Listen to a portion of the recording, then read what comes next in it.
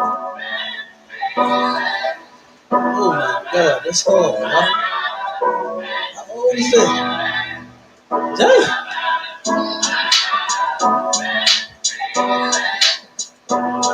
That's dumb.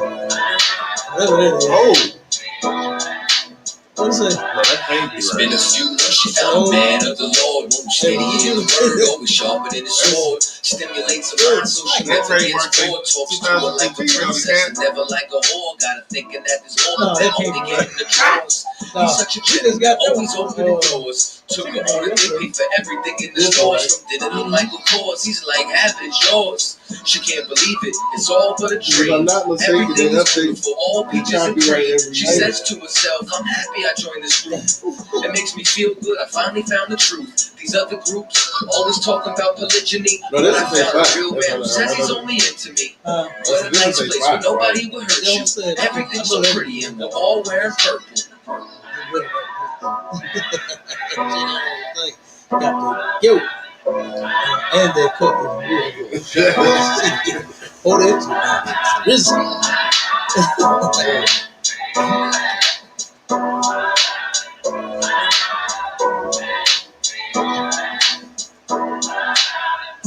Then one night on their way home, she seen something she ain't like when she went through his phone. Is this why you said that it's hard to take care of me? You wasn't gonna say you got a whole family? I don't understand how you think it's fair to me. I've been sharing you, but you ain't been sharing me. Why won't you answer me? But he's thinking carefully. He tried to calm her down, don't get hype. Couldn't diffuse the situation and they started to fight. He made a wrong turn, then a left and a right. Now they was in a wooded area with not much light. How did all this go wrong? It was such a good night. Said she's gonna tell the bishop out of anger and spite. He said it's not a good idea to cause me this much strife. You should have told the truth and every lie got a price. But if it comes down to my wife, it's gonna be your life. Good night.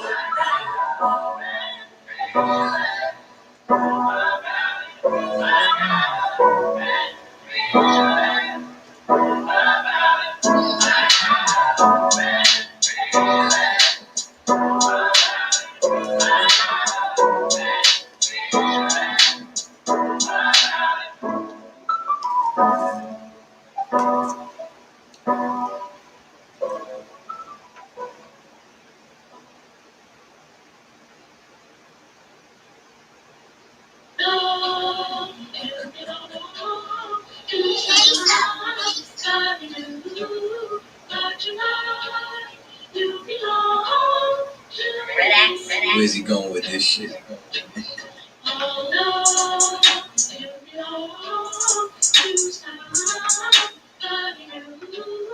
Cause tonight you belong to me. I'm from Home West, headquarters. Follow my captain's orders. Live in the land of pain and torture. No straw, but they want their mortar. Tell Trump, fuck orders. P.S. Prepare for slaughter. Never take their sons and daughters. Never give them all in return. Niggas never wanna learn. Till they laying in the earth. Babylon, Babylon, Babylon. You got to burn. Even if I gotta go with it. So fuck it, is you with it? Niggas never feel froggy, they just wanna rip it. If I see a bad bitch, then I gotta rip it. You looking like the Red Sea when I split it. Tell me why that flow's so vicious. Every time he switches, beat a nigga ass like mama did with switches. You niggas looking real gay. Where are the bitches? I mean, where are the sisters? Better stay away from witches. That's a brouhaha. Love me if she brew ya. White people, he brew now. If you didn't know it, you do now. You belong to me. Yeah. Alright. This nigga's bonkers. From the same city as the Knickerbockers. Name ring bells from here to Yonkers. Or Nicaragua. You niggas too thirsty, you need some agua. I ain't talking Peter. When they kill my dog, I ain't hear shit from Peter. These niggas talk camp, but they really mean FEMA. Cap cut the I got my stripes that I did it. Says you ain't a bad bitch, get the fuck off my penis. 1-2 step with a meat tree drip. Keep my circle tainted in my meat tree is. If I don't fuck with you, you a piece of shit. When I dip, you dip, we dip, we dip. That's the type of shit that I sing to my bitch. No 6ix9ine, we don't sing no snitch. Gotta love that bass. Social distance, I love my space. Tell Cameron, get the fuck out my face. We ain't never switching up on our race. You belong to me. You 42, baby. One more time. Gotta love that bass. Social distance, I love my space. Still can't get the fuck out my face. We ain't never switching up on our race, cause you belong to me. One more time for the ladies in the back, eh?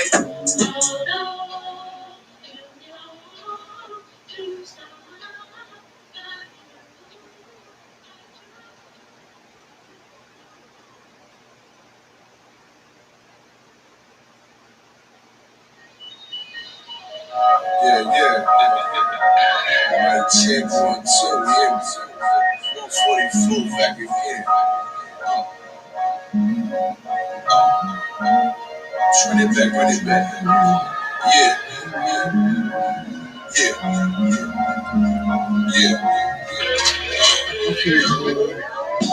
It's time to lead the enemy desolate.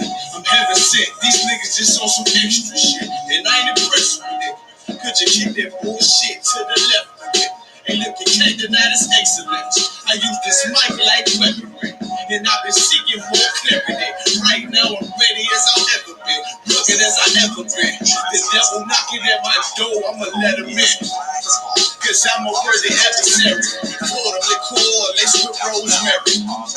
It's time to grind, ain't no time to tarry. Take on the mind, get your soul carried. I gotta worry, plus these niggas full of estrogen.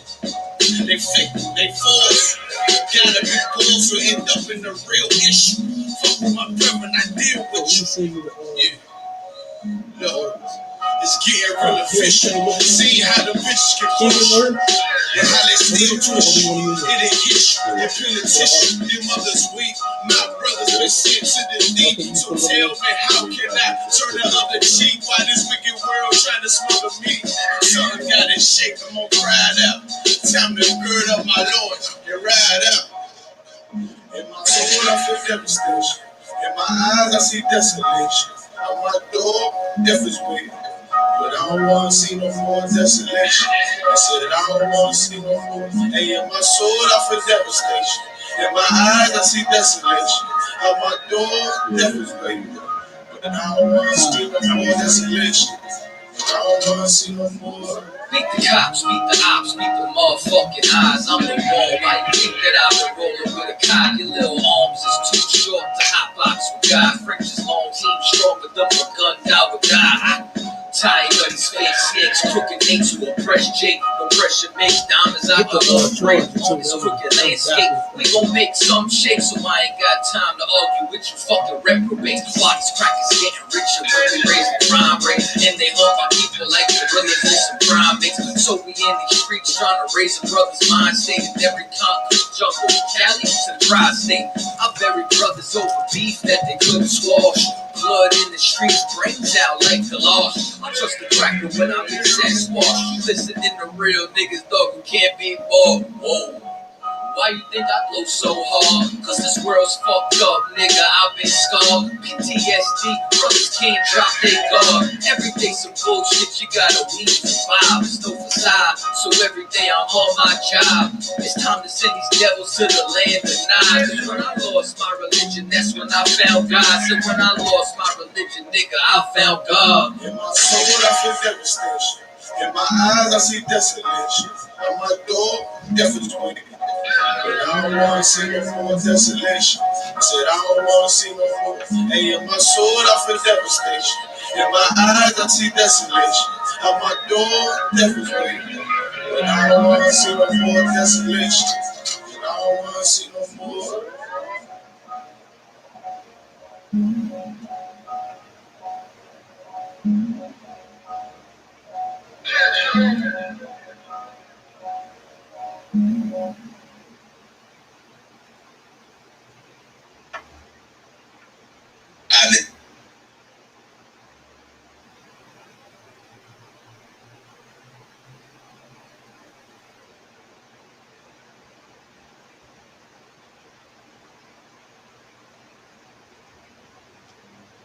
Taking too many days off, now I'm on the move, trying to save y'all. Woke up to the news, it's a blaze, wishing death to fake Jews like I'm Adolf. And I'm screaming more fire, more fire. More fire, more fire.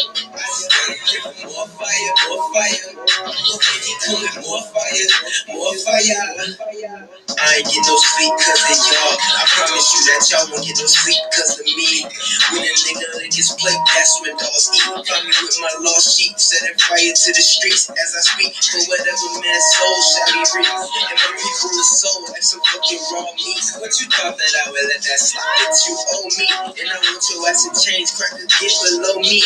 Same to the Arabs, the Africans, Chinese, and Jewish men. Not cause of your skin, but you played a hand in my demise. Got rich off our lives, and fill the world with lies. You preyed on the feeble minds, now you gotta pay the price. And you gon' pay with your life, because your forefathers gone. Make amends with your sins, it's gon' get worse if you don't. Woe to the wicked who think that this shit is all just a joke. Pray for my bros up in Cali, cause it's up in smoke. So our identity, then you kept it all hidden. We didn't deserve the way you was dealing with us so differently. Didn't we have identity? Damn it, that's just a memory. But now we about to double the ante through our defendants. It get too many days, I'm on the move, trying to save y'all. Look up to the news, it's a blaze. Wishing death to fake Jews like I'm Adolf. And I'm screaming more fire, more fire.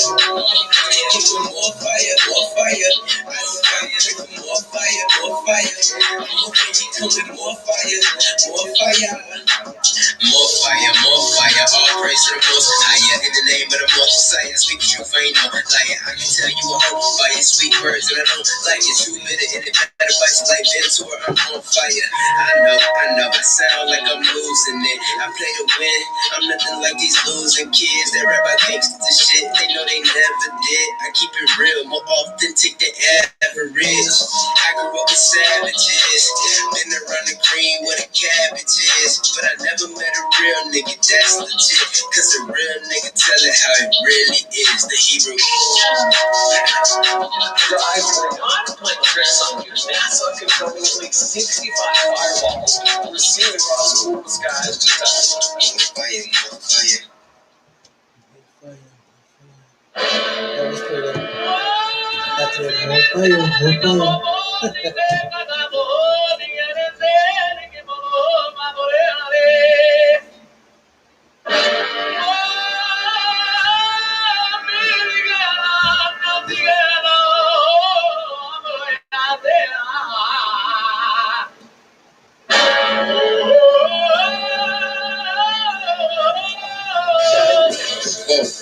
Whoa, whoa, whoa, whoa, whoa. Damn right, I'm a UPK nigga. Straight out of one West, no contest. Be the best to the niggas who's living, trying to contend with the stress. Going through the test, no access. Country repressed slaves. Niggas is dying off in waves. Living in the dirt, I was afraid. Niggas cross talking through the crosswalk, or the white chalk, or the bodies of roads that you paid. Americans killing us, saying they fearing us with the drugs in the hood. Now my niggas delirious with a gun in my face. Or because of my race, click boom flags, just to skills to murder my ass. Like a chief to the slaughter, I'm getting harder and harder. Baptized with these words, never dipping in water. So now we pray to the Father. Give strength to the fatherless, looking for the marauder. This fucking taking our daughters, nigga. It's wartime. Lights up, nigga, showtime. Got the green light on that ass, yeah, go time. Either we up, shut up, or get your ass up. Cause we ain't got time to be playing. It's all fucked up, America. Heaven for the thief, hell for the slave. Reaping what you sow, meaning giving back what you gave for a clean slate. Try to imitate, you was always fake. America, every city, state, this is your fate. Whoa, whoa, whoa, to America.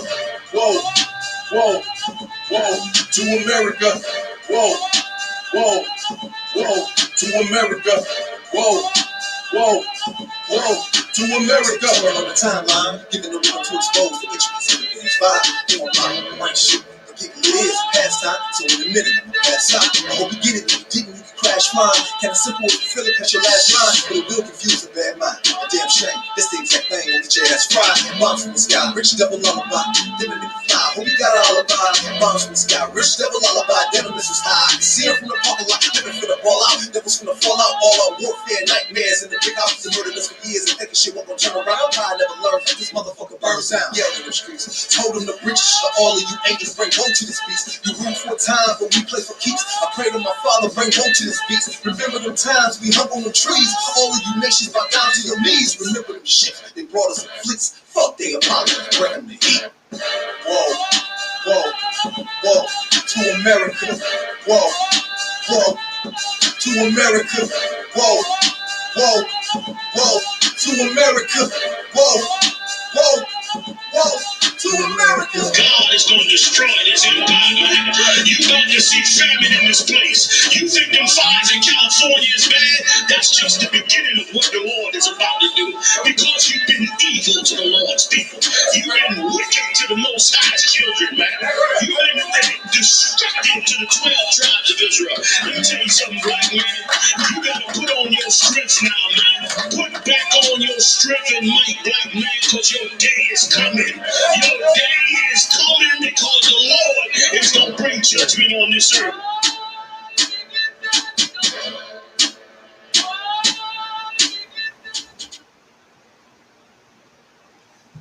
All right. Shalom, Israel. We are back. I keep saying we back like we love, but we back. You understand? Last week we was down in Chicago for the Midwest Fire Weekend, man. We shot our show from the bus. You understand? It was a good one too. Uh, Now we back at the school. You understand? Here in St. Louis. Y'all know what to do. Sharpen the Sword Radio. You understand? I'm the host, Captain the God of the ISUPK and the Commander General Yohana. And I got my main man, Officer Cabal, with me on the ones and the twos, on the ones and the twos, because, you know, we be having technical issues. You know, am I flowing up? Yeah. And that's one reason why we started so late. You understand? But we're gonna run this thing down until it's over. All right. But we got a couple of that's a couple of things I want to talk about this topic. You understand? It's about changing white people is the most impossible thing to do ever. Right. It is never going to happen. It is like you're not even going to change them just a little bit. You know, because if they change just a little bit, then it would be a lot. It would be a lot to us, and then guess what? Then the fact of changing them would be possible.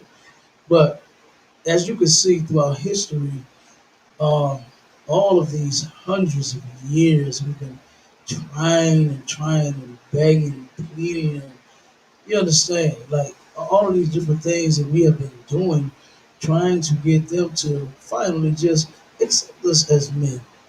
You know, accept us as women. We are people. We are human beings. You know, and one reason. Well, this ain't actually the reason for the show, but just this morning, Clubhouse. You know, that's a new thing. Man, you know? Okay. I was on Clubhouse this morning, and there was a room that said, um, "Come ask white people, are they scared of black people?" And of course, you know, some of the white people on there were showing their true colors. But the ones that was trying to be more subtle and hide them, they were they were the ones saying, "No, come on, let's do this. We can make this change happen together." You hear me? Yes, it sounded good. It sounded real good as they're saying, "You know what? It's been happening too long. We can do this. Come on, if we all come together, racism it will end one day." I was like, "Excuse me." That's something that should never end. Racism should never. The thought of ending racism should never end, and the reason being is because the meaning of the word. When we think of racism, we think of white man hate, a pickup truck, American flag, Confederate flag, him running you over, her lying saying you raped her, you know, or something like that. You know, hey boy, what you doing in my neighborhood, nigga? Where you going? That's what we think of when we think of racist. But racist, racism just simply means love for your own people. And there was one brother on there, right? He was convinced. He was trying to convince the white people about love, and he shouted love about 50, 60 goddamn times. Like, he said, "I mean, love is the way. Love is how we go. We got to love one another. We got to love, man. I wanted to tell you, if you don't shut up." Because love ain't finna get us a goddamn thing. Oh, let me see the article. Love ain't finna get us nothing. You know what I'm saying? We are never going to get anywhere with them and loving them. It's just not going to happen. We have been giving them our love since forever, since we've been here. All we want a master to do is just love us, just a little bit. Isaac, Isaac, be all right. Isaac, do right. Isaac ain't gonna do it no more. Isaac ain't gonna. We've been trying that since we've been here, and that ain't been working, my man. You know what I mean? That Right. hasn't worked. You one of the kids. Oh, and listen to this. Now, the white woman, this killed me. The one that was, we can do this together, guys. Come on, you know. Mm. Sounded like a teacher in a classroom with black students where the kids is not paying her ass no attention. Right. That's what she sounded like for real. Come on, kids, come on, everyone. We can do this. Get your homework done. That's what she said. Like, but she turned around and said this. She said, "You know what?" She said, "People." She said, "You all need to express the things that you're going through and all of your sufferings." She said, because with you expressing yourself and showing people your sufferings, that's what makes people acknowledge and respect you. So I said to myself, okay, so we got to get our heads beat the fuck in by cops. We got to get shot. We got to get murdered. We got to get we got to get mistreated for someone to respect us. Bro, that's the same old Martin Luther King theory. That's the what's that word? That's that passive aggressive see me suffer and then you change your mind thing. It's not gonna work. If Right. Martin Luther King couldn't convince white people to that and make it work, she is not going to convince anyone of that and make it work. Yeah, okay. A brother turned right behind that and said, "You know what? We just been hurt, and we just." But I got to. I said, "Look, I don't know about all the excuse about us being hurt. Someone needs to be held accountable for their actions, Right. and it's the oppressor. You understand? The white man and all of the crimes he committed. It's time for him to pay. Fuck all that. We're hurt. That bitch ass shit about us being hurt, man. You understand? What the hell is expressing to them how hurt you are gonna do? Nothing. Go ahead. That's a lot of it. So we have to show them our hurt. Mm-hmm. But they're the ones that have been causing the hurt. Mm-hmm. Like they see it because they're the ones doing it. When they lynched niggas, that was not in private. Those are events. Like people enjoy this. It's that our pain is their entertainment. Mm-hmm. So us going out there marching, protesting, getting water hoses put on us, dogs sicked on us, that's their entertainment. They've been seeing this. What is that? How is that going to change anything? They've been seeing this since slavery, like you said. Well, see, here's the thing. This is how they was doing. It was like this. They doing it like this. It was lynching us like this with their eyes closed. They didn't see it. They was lynching, hanging, and then they didn't see nothing was going on. You know what I'm saying? I mean, that's a very good point, though. I was being funny, but that's a very good point. You are the one that's been lynching us. You are the ones that's been shooting us. You are the ones that's been locking us up and oppressing us all of this time. So how is it that we have to express? And that was one of the dumbest. I thought it was dumb when I heard Martin Luther King said, and I thought it was dumb when I heard this white woman say it. You know what I mean? But I mean that brother boy, it was so many. It was one sister in there. She was like, "That's right, that's right." You know, sound like she be listening to UPK. Yeah. You understand? But she turned around and she was in agreement with everything that I was saying, about the people that has been oppressing us since forever. It is time for us to turn around and separate from them. All the good white people on there, and I'm just saying that being sarcastic, was trying to come together, right? Was saying, you know what, we just all need to come together. There is no coming together with a murderer. You understand? Like Right. for instance, you don't. A lot of people like to say it's some good white people out here just because some are good at hiding it and faking it better than others. You understand? Just to get along on that 8 hour shift or just to live across you in peace. That across the street from you in peace. That don't mean a goddamn thing. Because when it boiled down, none of them are going to jump sides. None of them are going to say, hey, you know what? I'm for the black cause and I'm going to stand with the Nakers. And when you got all of these hundreds of thousands of white people with their guns, millions of white people with their guns, that's ready to go to war with us at any time. And then here we are, we're gonna stand there and we're gonna watch them come on this side. Not at all. It will never happen. You'll fool yourself if you think you got some good white friends. Some good white friends. You will fool your goddamn self. Because guess what? Them as a whole, and you know they started interrupted me on my time right here. They was letting everybody go. But then as soon as I come in there, and I was like, look, we need to separate from each and every last one of them. Separation is the key, not joining with them. Because we've been trying to join together with them. And how has that turned out? How has that gone for blacks, Hispanics, and Native Indians? It hasn't worked. It is never going to work. And guess what? It wasn't even meant to work. We weren't together in the womb, and we definitely ain't been together during slavery, and we for sure enough ain't finna be together now in 2021 and 22 and 23, however long this thing keep going for Christ's return. That is one thing that you are never going to see change is them loving us. It's never going to happen. Right. You know what I'm saying? And it's ridiculous. And I want to show this to get to my point here. I want to pull this first video of a brother's most recent encounter with the cop. Okay, one second, bear with me. Come on, you want to bring out the story real quick about the evictions? Bring that one out real quick. Because of course the COVID is ramping up. You know, we always got you updated on that COVID. It's up here in St. Louis. You understand? Like never before.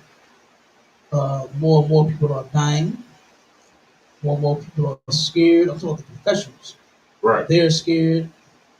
Okay, because of what's about to take place. Um, let's see, hold on.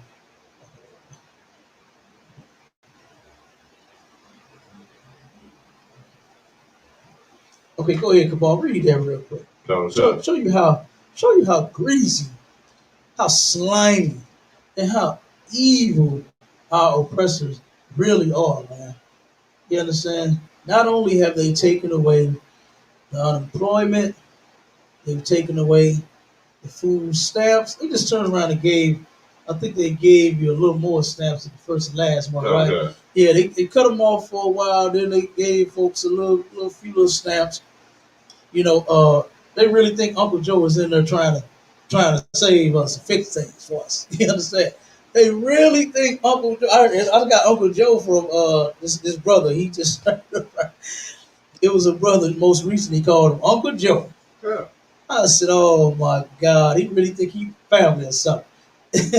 But they really think Uncle Joe is trying to take care of us and help us and fix us by giving us stimulus packages and food stamps, and giving us a few extra. What was it, 600 on the unemployment? Yeah. You know, for so long, unemployment you could barely live off of. Right. Who in the hell can live on $250 a week? You understand? That is ridiculous. Your check, you get a 600, 700 to 1,000 a week, and then you go to 250. Right. One check ain't even gonna cover most. Two checks ain't even gonna cover most folks' rent. Yeah. A small one bedroom apartment here in St. Louis can run you 550, 600. You know, and you only get 250 a check. Right. Then you gotta pay your other bill. Right. And ain't no telling what else you got. You might have a car note. You understand? Yeah. Add it on to your gas and your electric and your water, your sewer, your trash. Smart. You know, come on. God, go ahead, boy. God forbid you was stupid enough to have kids. Oh man, you hear me? Because you was making money before. Mm-hmm. You had the means to take care of them before. Yeah. But you lose that. Oh, now you're a horrible person for having children because you broke. Man. God, yeah, they blame us for everything. Cut it up. They blame us for everything. I think we are the cause for all of our pain and our suffering. You know what I'm saying? And that's ridiculous.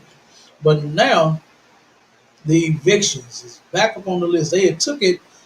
What was that? Was that December when they pulled it? They lifted it up.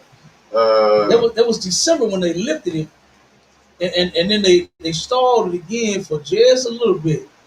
yeah. And then now we're gonna read what they planning on doing right now. Go ahead, Word. Read it up. Cut it up. Moratoriums end. Oh, we're going to technical issues. I'm talking about. Moratoriums end may mean thousands of evictions for Missouri. Okay, the moratorium said ended for thousands of Missourians, man. And you know it's talking about our people in the city. Right. Keep going. Across Missouri, thousands of families face potential eviction with the expiration of federal moratorium imposed in September by the U.S. CDC. How many is it? Thousands. Thousands of people. We're going to find out just how many thousands of people it is that's facing that. Go ahead, Doc. In St. Louis, the sheriff's office handles court-ordered evictions. Sheriff Vernon Betts said 126 evictions have been ordered and are just waiting for the moratorium to end. His office plans on enforcing about 30 evictions per day starting August 9th. Look how evil that is, huh? That is evil as hell, man. Oh, 30 evictions a day. Oh, God. You know what's been, and then guess what? What's so sad about that is that now it's actually against the law for them to sit your items on the curb and on the sidewalk. They are actually supposed to turn around and do away with your items, either scrap them or put them in a storage or something and charge you for the store. They got some type of way they can't leave items outside on the street anymore. Right. And guess what's gonna end up happening? They're gonna end up hauling people's things right to the trash. Oh, God. It's going to be a mess in the city of St. Louis, a big damn mess, man, and it's completely avoidable. But the white man does not want to avoid it. Why? Because it's you. Because it's you. You got. Did it say how many people yet? We get into that. Cause I don't want to break the number. I want the article to say it first. It's coming. It's coming. It's coming. Okay, but they got thousands of people. They're talking about doing 30 evictions a day. Right. Oh man. Good night. It's gonna get bad. You thought COVID was bad. The evictions is gonna be worse. Right. You understand? That don't make no sense. Remember that article that we read that we had there where the sister uh, and her family was about to get set up. Okay. You know what I'm saying? And how the landlord had changed the locks on them. Changed the locks, turned off the heat and the hot water and all of that, man. Like, come on. You understand? Okay. Like these people, that's ridiculous. You know, to turn around and turn off the water on these people, like it's a pandemic. What can you do? What can you do? Turn off everybody's water? Turn off everybody's lights? I don't even see why everything just don't halt. Just stop. Right. Until everything gets back in order and less people are dying from the disease and you're able to go in establishments and businesses and go spend money again. You understand? Yeah. That's all they're worried about. So just wait. But they can't do it. They are not going to do it. They would rather have the building empty and get no rent versus being a pandemic and then you being in there and not paying rent. Right. Now, what is the difference? You ain't getting no rent. Right. You understand? You ain't getting no rent, but they would rather you not be in it and them not to collect rent, rather you sit in there because of the pandemic. Okay. Oh, no, not on me. You understand? That's what they say. Not on me, you're not. That's ridiculous, man. Go ahead, I'll keep reading. Okay. Well, once the moratorium is over, I'm thinking it's going to be, well, Katie barred the door, Bet said. The CDC moratorium was initially scheduled to expire at the end of June. The Biden administration extended it by 1 month.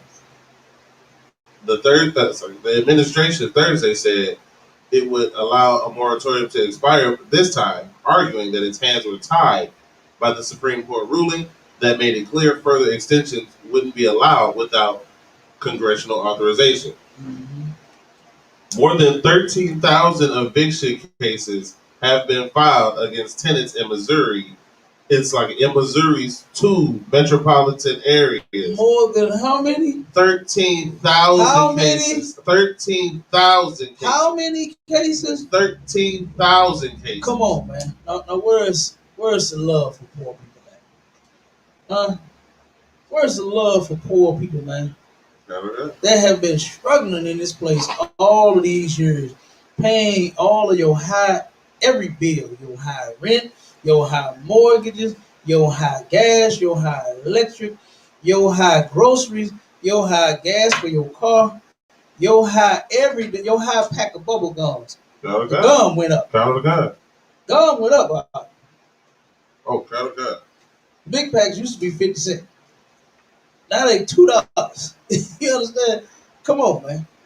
Poor people have been suffering and dying in this place. I mean, at each other's throats because of bills, divorcing because of bills, can't get along because of bills. You know, families couldn't even stay together because of bills. I know some families that broke up because of bills. Go ahead.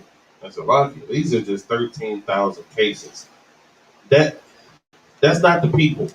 Because that's a case. That means one case is one family. Absolutely. That one person and all their kids. Mm-hmm. That's 13,000 of those. God. So you know it could very well be way more than over 30,000. 40,000. So it's just St. Louis and Kansas City that they count. God, absolutely. That's it. That's it. So you know they targeting the Nakers. God. You understand? The Nakers is the target, man. It's not just everybody. Like you said, the two cities is St. Louis City and Kansas City. You understand? Okay. We are the target. We are the ones that lost our job. Hell, half of them didn't even have none. Right. You understand? And then now you got to go. You got to get out. And they finna turn around and start with 13,000 people. Cases, right? Cases, not the people. That is ridiculous. You understand? And like I said, here in the pandemic, it's not like they open the jobs back up. Everything is about to shut back down right now. Right. You got the mask mandate. Matter of fact, the attorney general is trying to sue so that they won't put the mask mandate back. He wants to sue. Yeah, he's trying to sue. I think I don't know if we got that article, but it's an article out. You can look it up. It's an article where the attorney general was trying to sue so that they won't get another mask mandate and say that people can't have to wear masks on the inside now because people are so comfortable without wearing it. But hell, you're going to die again. You understand? You know what I'm saying? What's up, Bob? Hey, you turn around and, I mean, you're going to die again. Like, I don't know what to say. You get Delta, they say it's worse than the COVID. They saying that now you need a third dose in order to withstand and fight off the Delta. So you need a whole third dose. You understand? Of the COVID. So like, come on. You know what I mean? Like, come on, man. So here you are about to die, and they tell you to put the mask back on, and they want to sue. Like, that's ridiculous, man. You understand? Everything about they was totally unprepared for this disaster, right? And now it's showing. They had so many people, nurses and doctors, that walked out on their jobs here in St. Louis. Okay, God. That turned around and said, you know what? You're not giving us proper PPE. You understand? So we're going to turn around and don't confuse that with the PPP loans that everybody was scamming and getting. I ain't talking about that. You understand? Hey, the white man took full advantage of that. You hear me? He cleaned them out. He scammed them so much to where the people that had businesses couldn't even get the goddamn PPP. You understand? Like, good night. But the PPE, the personal protective equipment, the nurses and doctors here turned around and walked off some of these jobs because they did not give them, like, how in the hell do you want the nurse? What you want her to do? Rinse off her gloves? Like, you know what I'm saying? Like, have gloves. Like, get gloves. Make gloves. You got money. You understand? All that money they charge you for sitting in the hospital, all them hundreds of thousands of damn dollars, and you can't buy no gloves for the doctor, for the people who need it. You understand? The people that got to work on you and make sure that you well and give you medicine and do this and got to touch you in some type of way, got to come near you in some type of way. They didn't even give them the proper PPE, man, and had them nurses and those doctors walking off those jobs. You know, that's ridiculous. That is ridiculous. Just shows how the white man he is just the devil. Damn right. In every capacity imaginable, man. And that's why today's topic is you're not going to be able to change them. They could not wait. They didn't even want to hold evictions. They wanted to get neighbors out soon as they didn't pay. They wish that it was if you don't pay, I can put you out today. Right. That's what they really wish they could do. Right. Is if you don't pay their rent today, they can put you out today. You understand? But they turned around and held off as long as they could, right? They turned around and said, you know what? We're gonna. They held it to the end of December. Then they put it off again. Said, you know, we're gonna wait a little longer. You know, and then now full blown in effect. And by the what was it the 9th? Okay. By the 9th of August, there's going to be 30 evictions a day. Like, come on, man. And I'm sure that nobody else is even thinking about this other than the men under Commander General Yohana. Yeah, right. You understand? Commander General Yohana has barracks in cities to where he gives brothers and sisters a place to live if they need one. Okay. Your churches don't do that. Your church don't do that. Your churches, they won't even let you sleep in the church. Right. It ain't their house. It's just a church. They won't even let their members that need a place to stay sleeping there. You know? They won't even do that. Right. They won't even do that. But claim to be the house of God. Right. They love quoting that scripture about charity and giving to the poor and the needy. You understand? They love quoting that. They don't even know what it's talking about. You know, because if that's the case, then it already counts you out. You understand? Because you definitely don't give to the poor and the needy. They do not.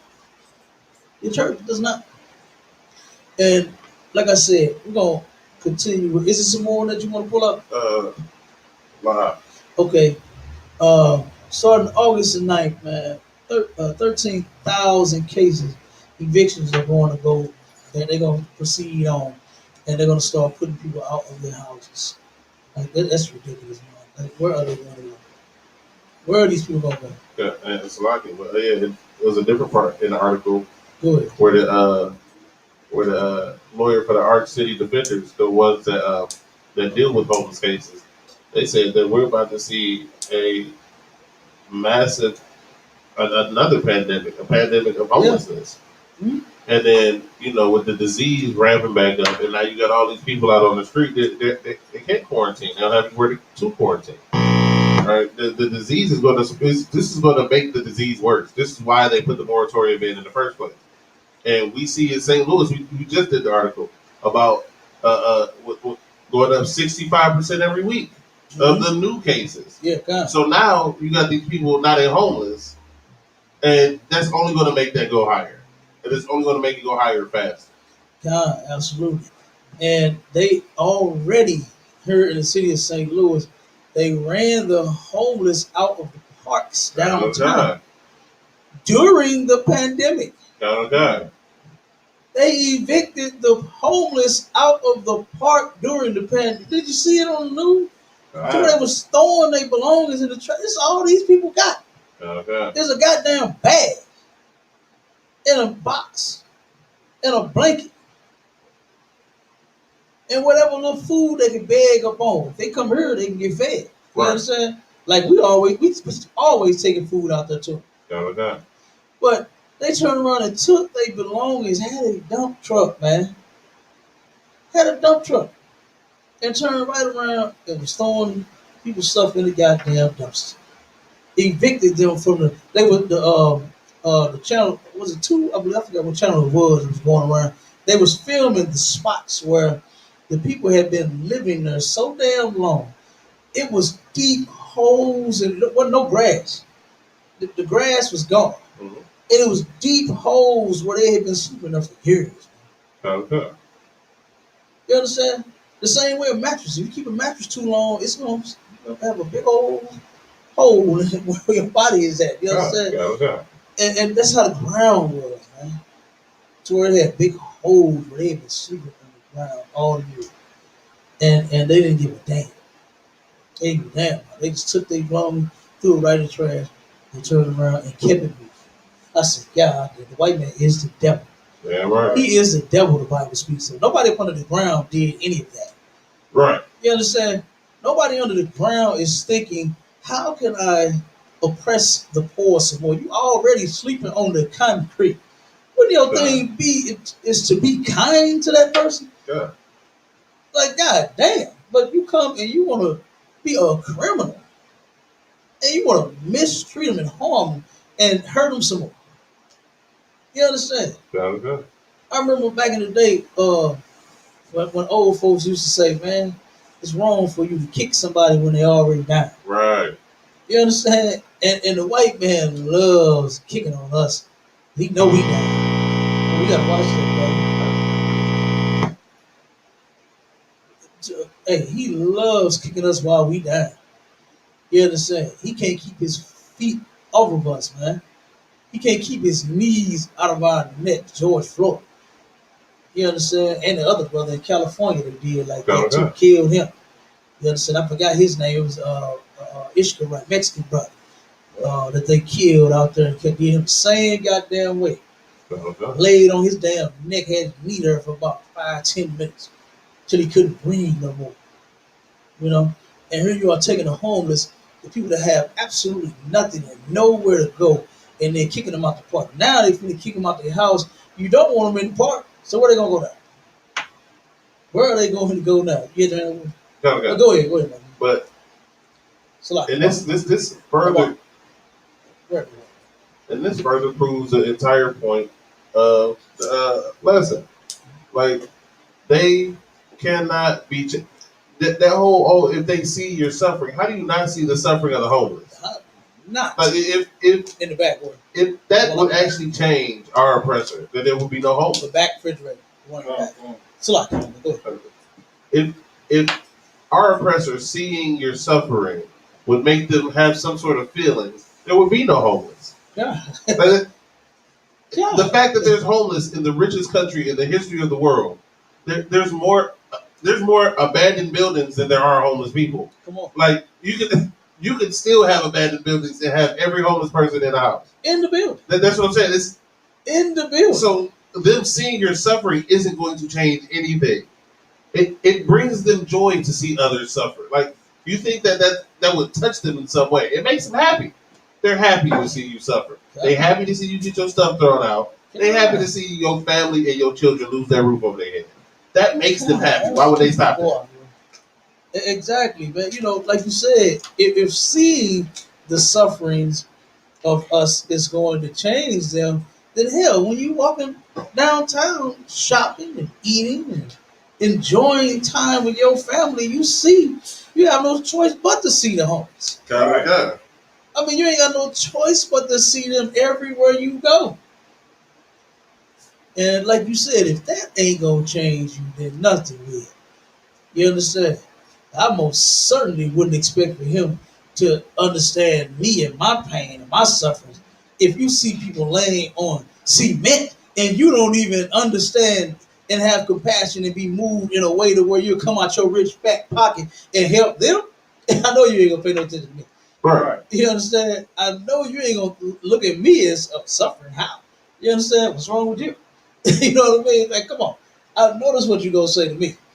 If you can see them and don't budge, that's ridiculous, man. No. That's ridiculous. And now I want to move on to the it's all oppressive. Oh, yeah. Yeah, it's all oppressive. You saw this one?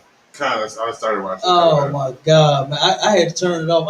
I couldn't hear it, man. Oh, I couldn't. This video where I'm gonna try to play it as long as I can, for the people that's watching, man. But this right here, it hurt my heart and my ears to hear this grown man crying, begging and pleading for. He was so scared. He thought he was about to be murdered, and I understand. I get him because white police officers have been oppressing black people since forever. You understand? Right. Since forever. They pull right on up. They'll beat us, pull us out the car, slam us. They'll do whatever they feel like.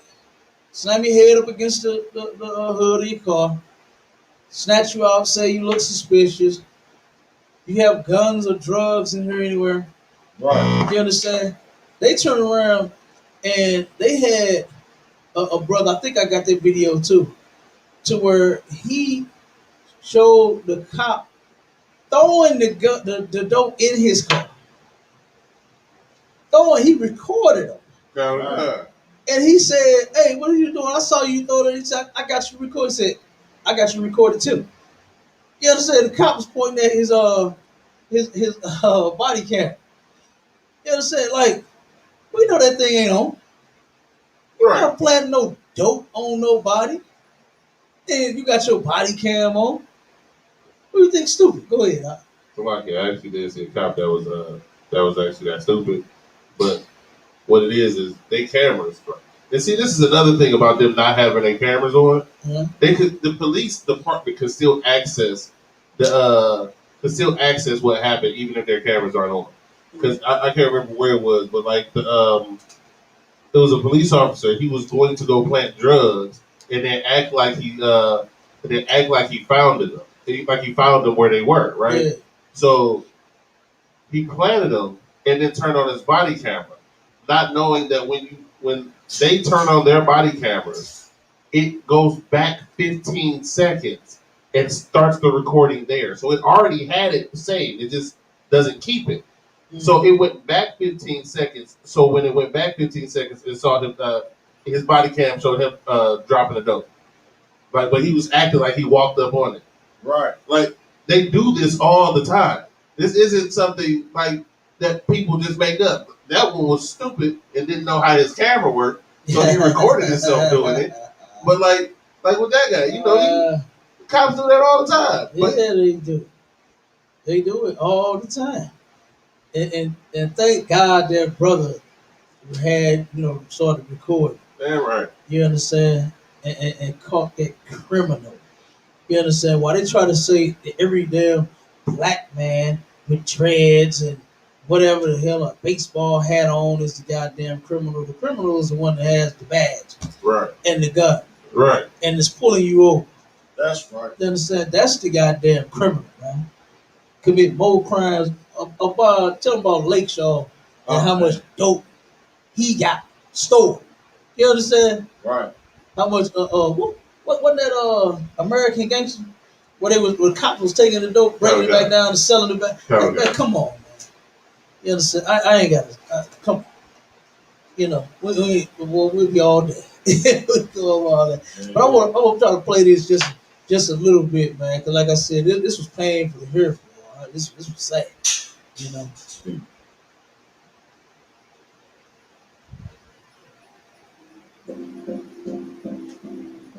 The other thing I like about StreamYard is that if there's ever a glitch in all your these goddamn pop-ups. Hey, that is sad. Get out. Straight out. Oh, what the hell did I do, dude? Roll over on your face. Roll over on your He's stomach. sitting there. Over on your He's stomach. sitting there. Over on your stomach now. Roll over on your stomach. Hey, bro, don't shoot me, man. Get on your stomach. Roll onto your stomach. Am I gonna go? Onto your stomach. I didn't do anything. I didn't do anything. What the hell? Put your hands out in front of you. He's sitting there. Put your hands out in front of you. Dudes? Look at Hands him. all the way Guns out. in his head. Hands all the way out in front of you. Okay. Straight out in front of you. Okay. Those are I'm Aurora. gonna skip past this part where he finna talk. Let me see if I can. Oh, I don't think I can skip past it. Wait a minute. Hold on, wait a minute.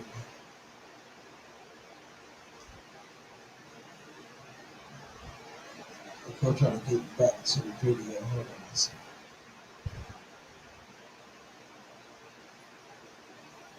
Okay, here we go.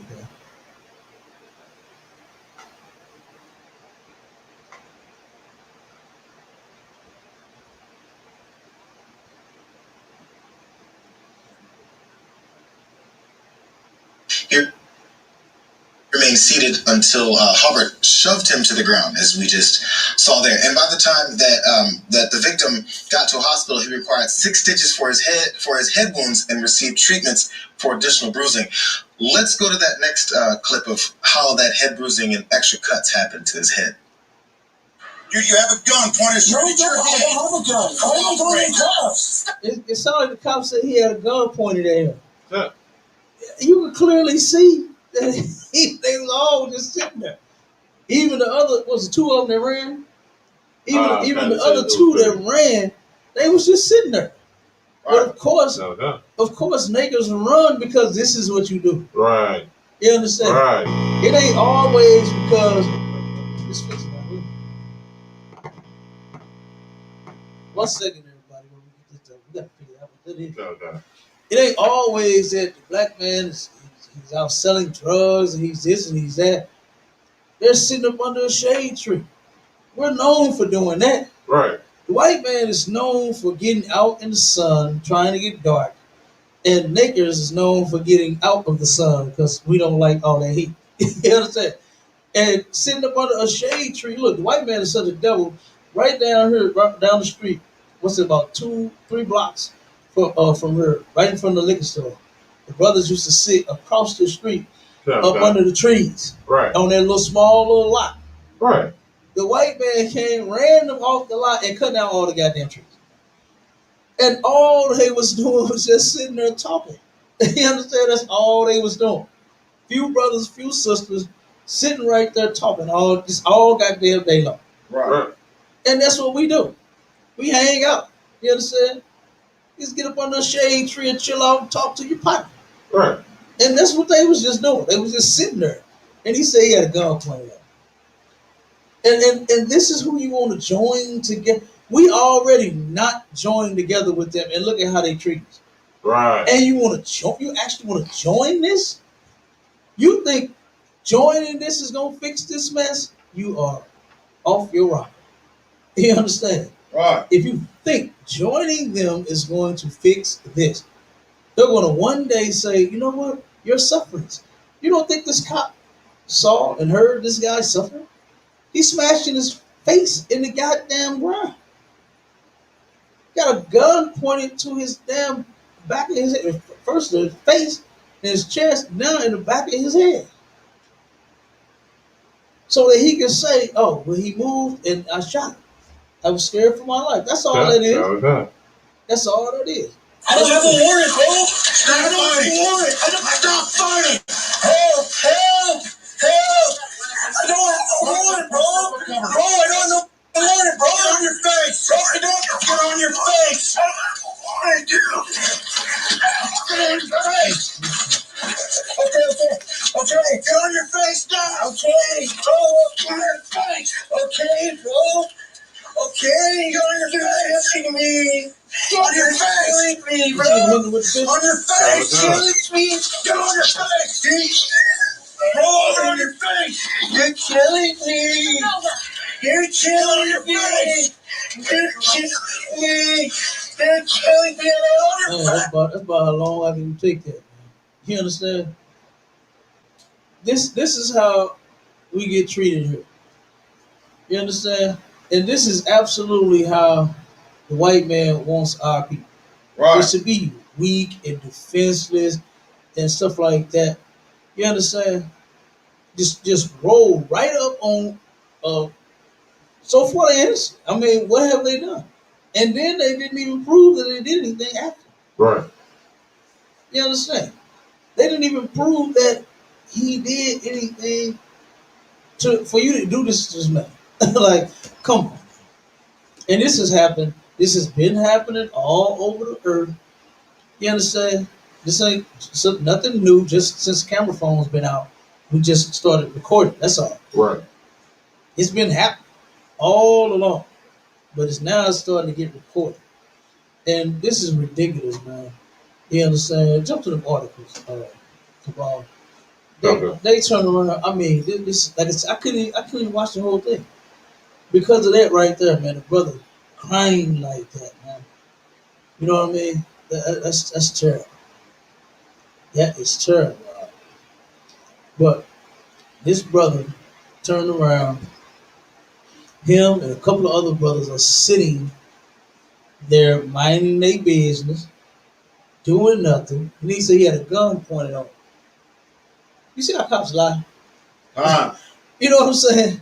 They talk about black people for being in jail when they were saying that they're innocent.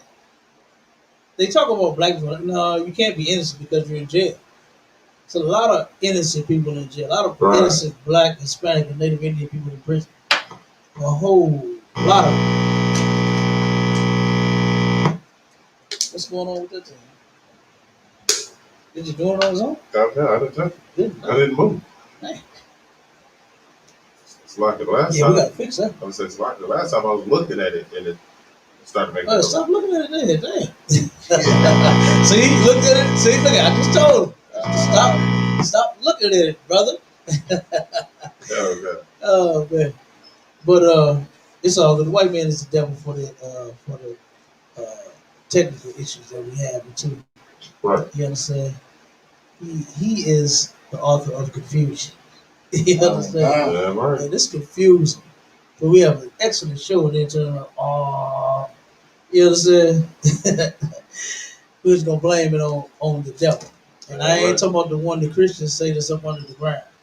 The one that they stomping under their feet. Meanwhile, they stomping and beating on our brothers. You understand? And our sisters. While you in church singing, sounding and looking ridiculous, talking about stomping the devil under your feet, this is what's happening to us on a daily basis. Right. Is we getting stomped out. The brother he thought he was about to die. Okay. You understand? Here you are, you innocent, you didn't do anything wrong. You got them just jumping out, what they call the jump out boy. They jumped out their vehicles to see if they had something on them. They didn't have anything. They didn't do anything. He lied and said he had a gun pointed at him. If that's the case, he would have yelled gun and shot. Drop the gun. He would have said that. Drop the gun. But he didn't. He said, turn over on your face. You see what I'm saying? So you know what no pistol involved. Because you'd have been saying, drop the weapon. That's what you've been saying. If he had a gun on him, man, they the devil. And which one of these are you gonna trust to say that? Oh, they're not like this. Oh no, my white friend. No, they're not like this. Right.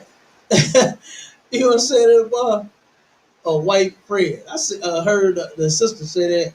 One of the sisters on that clubhouse room I was in earlier, talking about her white friend. I was just talking to a young brother about 2 weeks ago about his white friend. He had said to me, he said, man, I don't dislike white people, man. He said, I just hate racist white people. I said, which one of them you know ain't racist? You know, I said, you do know the definition of the word the word racist means love for their kind, right? He said, oh, I didn't know that. I said, well, see, that's what it is. You thought it meant hate. You understand? Right. That's the thing. You know, and he turned around And I said, now which one of them ain't racist according to that? He said, well, you ain't got a point.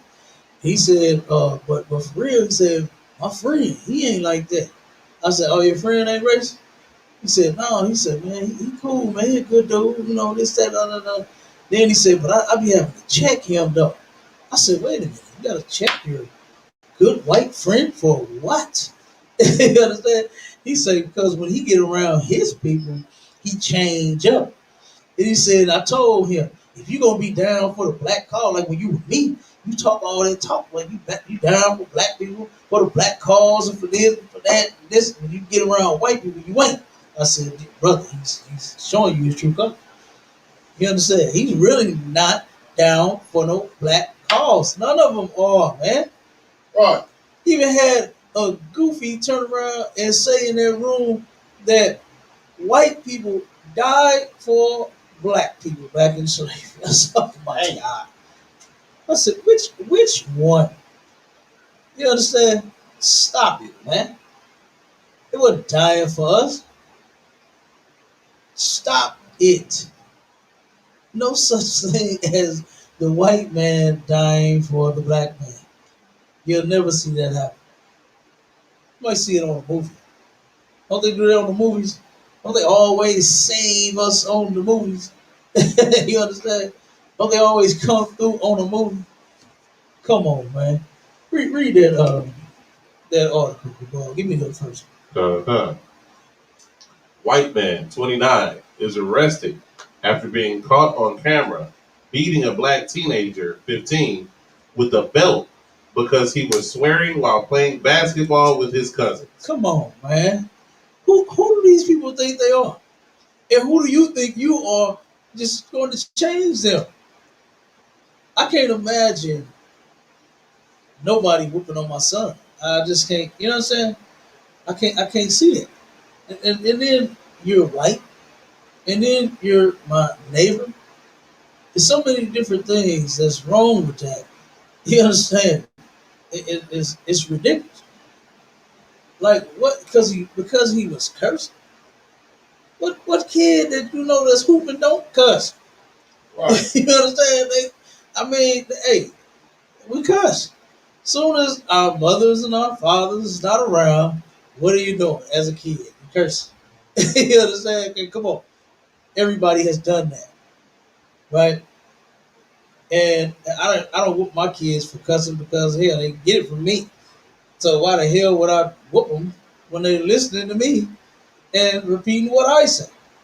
That's ridiculous. But this dude is the neighbor. This cat is the neighbor, man.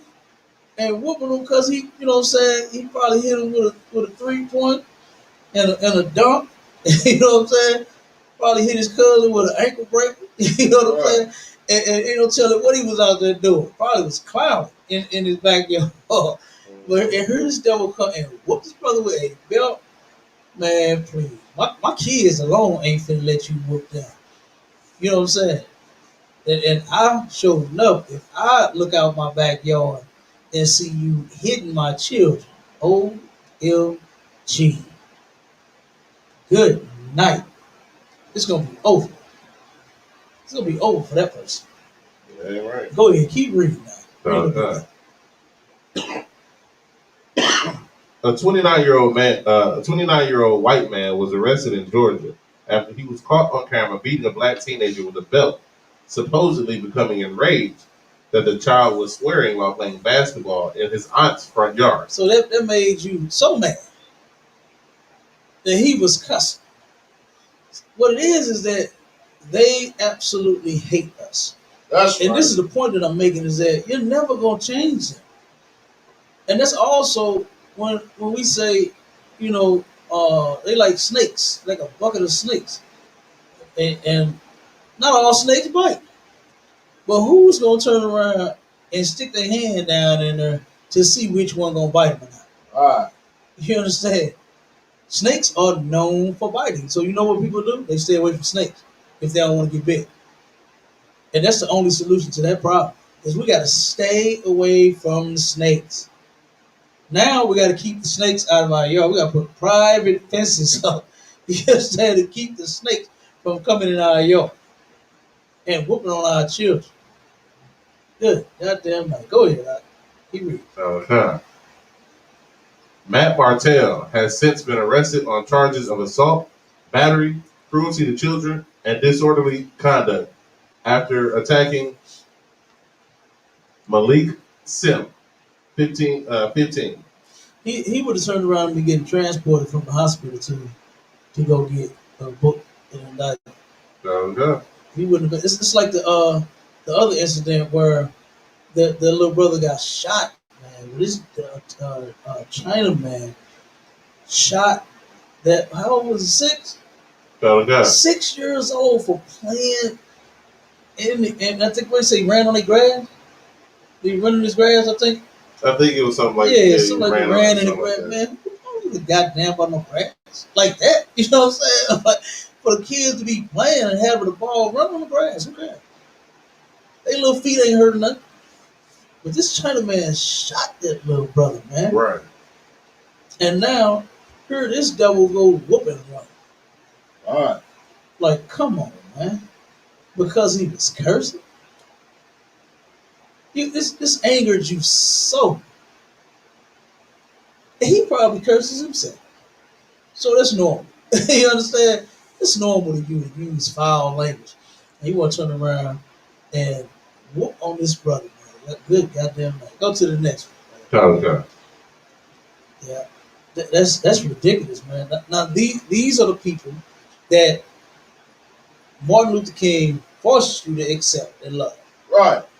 And say one day we gonna turn around and hold hands with little white boys and little white girls. He missed the part about one day you're gonna turn around and be playing basketball and a white man just gonna come and beat the hell out of you with a belt. You understand? One day you're gonna be playing, your children are gonna be playing in the yard, they're gonna run in the neighbor's grass a little bit and you're gonna shoot them. Right. One day, what's that word? Right. One day you gonna turn around and what was the brother that was on the phone in his grandmother's backyard? He was on his phone. I forgot how young he was. He was on the phone. When he 20-something in his 20s, I believe. And the brother was on the phone with his was his grandmother? No, I think he was just on the phone in his grandmother's yard. And he got shot. Now that's the part that Martin Luther King did not tell you that was going to happen.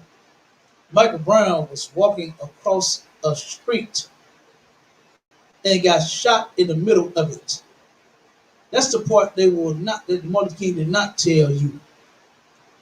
Trayvon Martin was going to get his favorite little snack, some Skittles and a goddamn drink. What was the Arizona?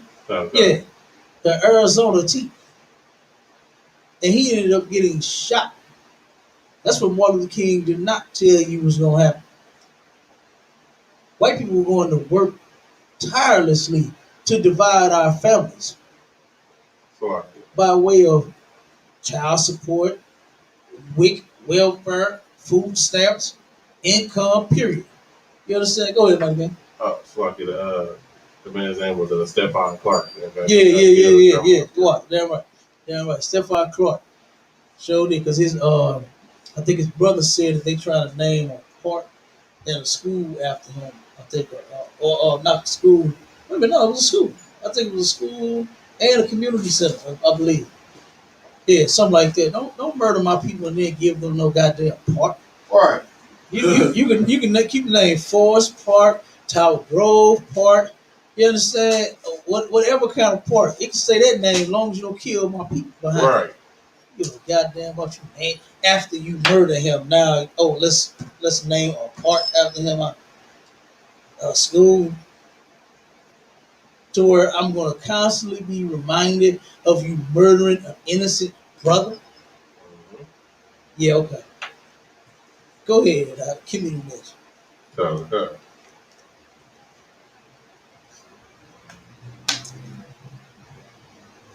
White woman harasses black woman for selling hair products. Asked if she's dealing drugs. Good goddamn night. Karen has lost her mind right along with Billy.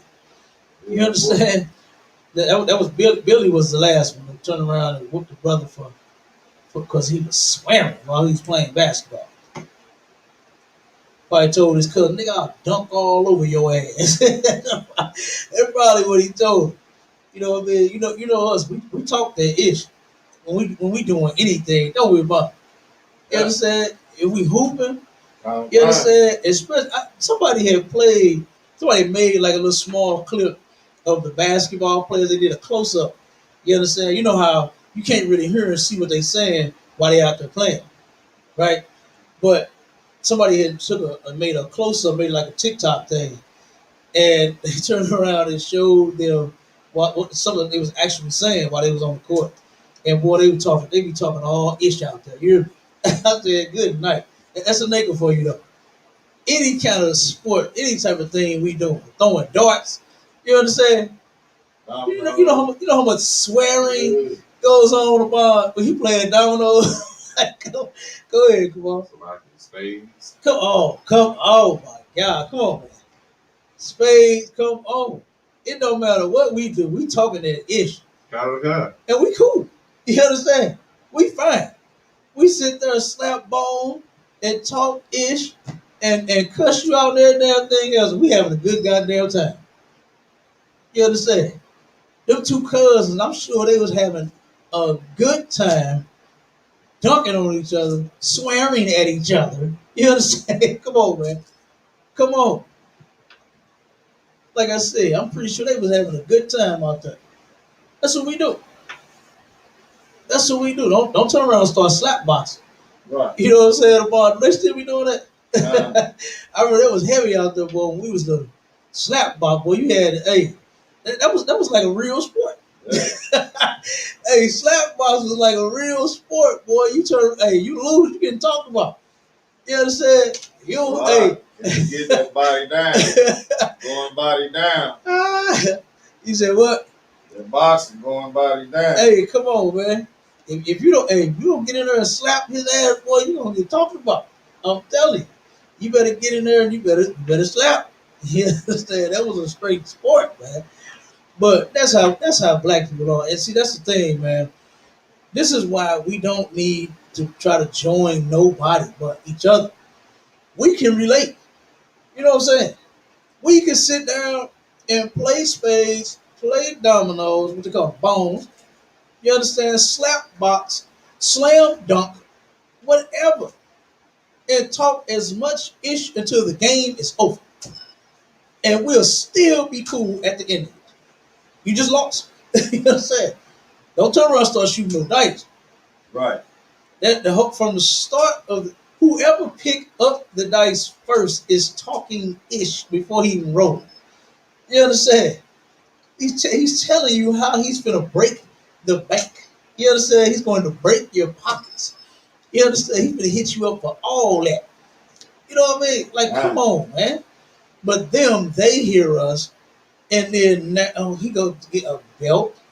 Come on, man. That's ridiculous.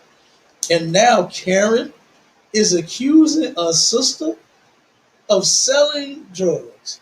Come on, read that. Okay. At this point, we're all aware. Nice loud word. At this point, we're all aware that Karens are going to Karen. Good night. In the latest case of Karens doing Karen things, a white woman in Sacramento was caught on video harassing a black business owner. A black what? A black business owner. A black what? Business owner. A black business owner. Right. She wasn't just a regular black woman. Right. This woman owns a business. Business owners in the white community get a little respect for them owning a business. But not her. You understand? Okay. Not her. Go ahead, Kabal. And so, like, this is exactly what we keep. This is the whole point of this. These people will never change. Because guess what? Right. Most lynchings were done to who? Not criminals. Yeah. They were done to black business owners. Because those are the people they try to kill off. What they would call pillars of the community. Good, upstanding citizens who own businesses, provide money for themselves and their community. Right. Those are the people in our community they want to kill. It's not they going after bad guys. It's not they're going after the bad element. No, they're going after anything that we build up. Right. So those people are building up in our community. They want them dead. That's right. It's always been that way. It's never changed. Do you think that the people that they're different from hundreds of years ago? No, they still do the same thing to the same people. Same thing, same people. And that's another point that I made in that clubhouse when I got the chance to speak, was that they are not doing this to everybody on the earth. Right. It would be our argument would be kind of vague, really. You understand? And damn near like obsolete. Nobody would even pay attention. Period.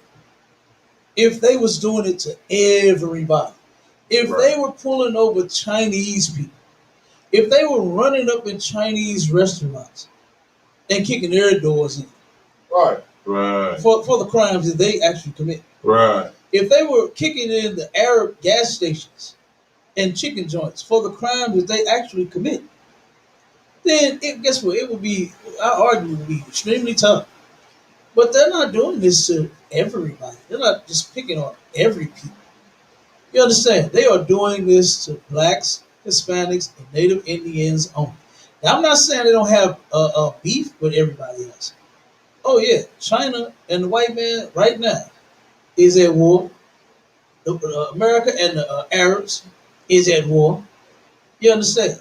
Like he'll fight and kill everybody. He don't give a damn. But the thing about it is, who on a consistent basis has he been oppressing and attacking and assaulting?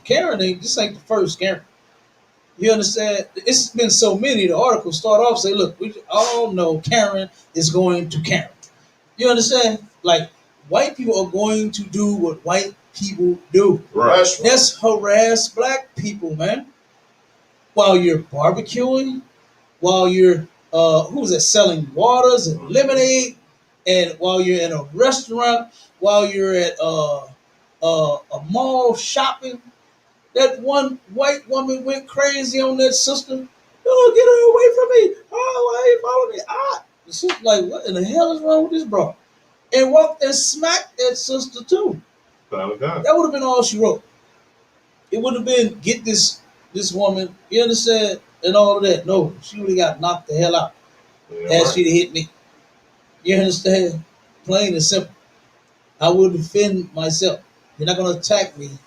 You understand? For no reason. I don't even know who you are. But she was going crazy. This sister trying to shop.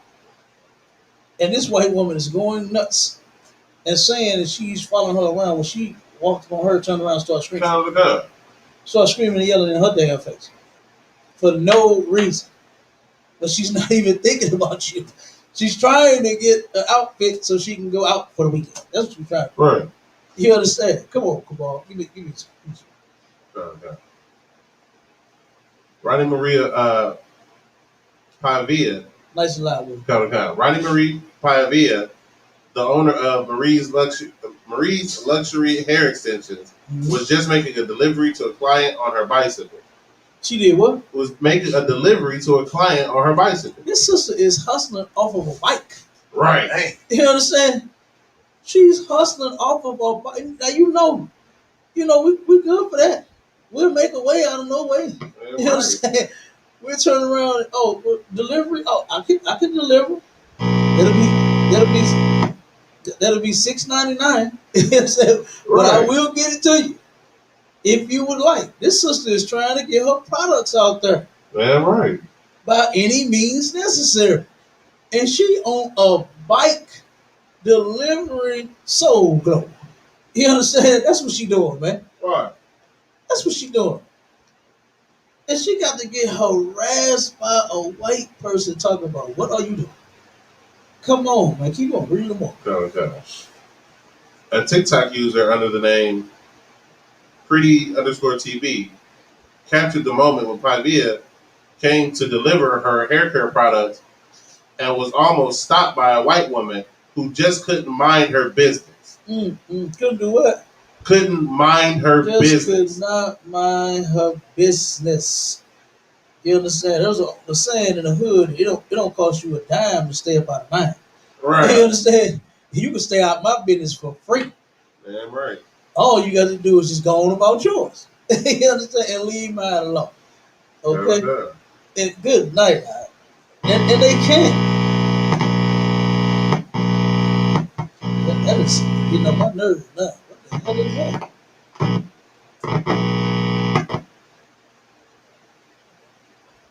Good night. But like I said, you turn around, they cannot mind their business. Why? Because it's you. You black. Right. You understand? You're naked. It ain't just they do that to everybody. I'm sure Chinese people stay in their neighborhood. Sure you got a few Africans stay in their neighborhood. They don't bother them Africans. They don't bother them Hamites. But they all gonna stop this sister who's selling soul glow. You understand? And turn around and hustling off of a bike. You can't tell me that she's not an entrepreneur. You understand? Right. She's an entrepreneur. She bought her business. Okay? And you turn around and stop her and ask her if she's selling dope. Like ridiculous, man. Go ahead, man. Keep it. Okay.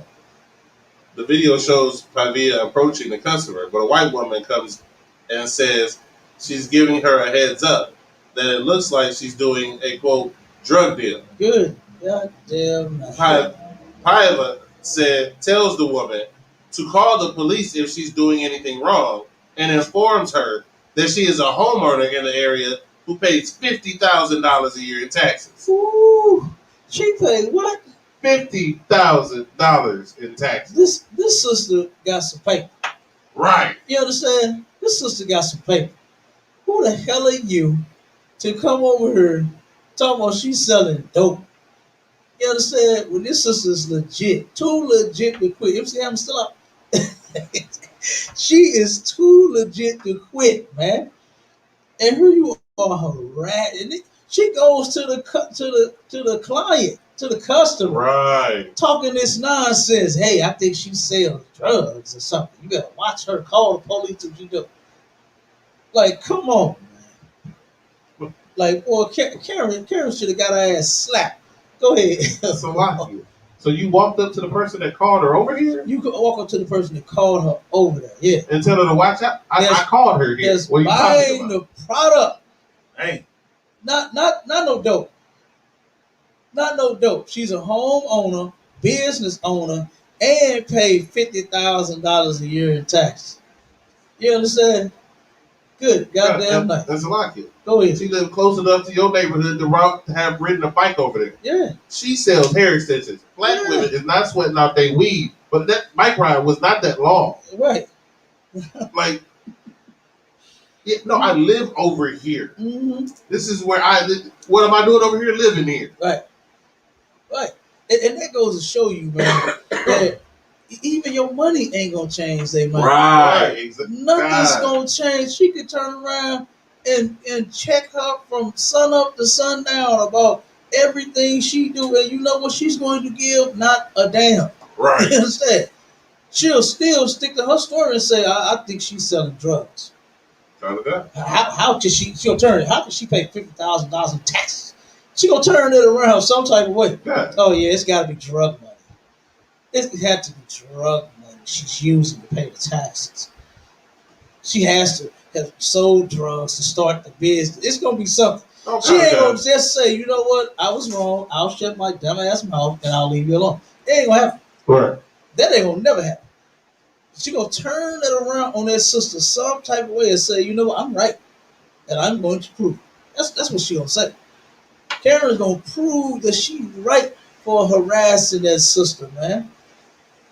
Like I said, and our people think, you know what I'm saying, that going and moving into their neighborhoods is going to turn around and somehow make you exempt from their harassment, from their oppression, from their mistreatment, from their prejudice and racism. You understand? So somehow it's gonna free us up. And guess what? That's never going to happen. Right. That's never going to happen. They're going to be the same evil, if not more. If not more, man. Get some more on there, come on. Okay. Go ahead, read. After showing the white woman the hair care products inside of her bike's basket, the woman can be heard telling Paiva that others in the neighborhood have complained about that girl on the bike selling drugs. That girl. I wouldn't have showed that whole shit. You understand? I wouldn't have showed her nothing.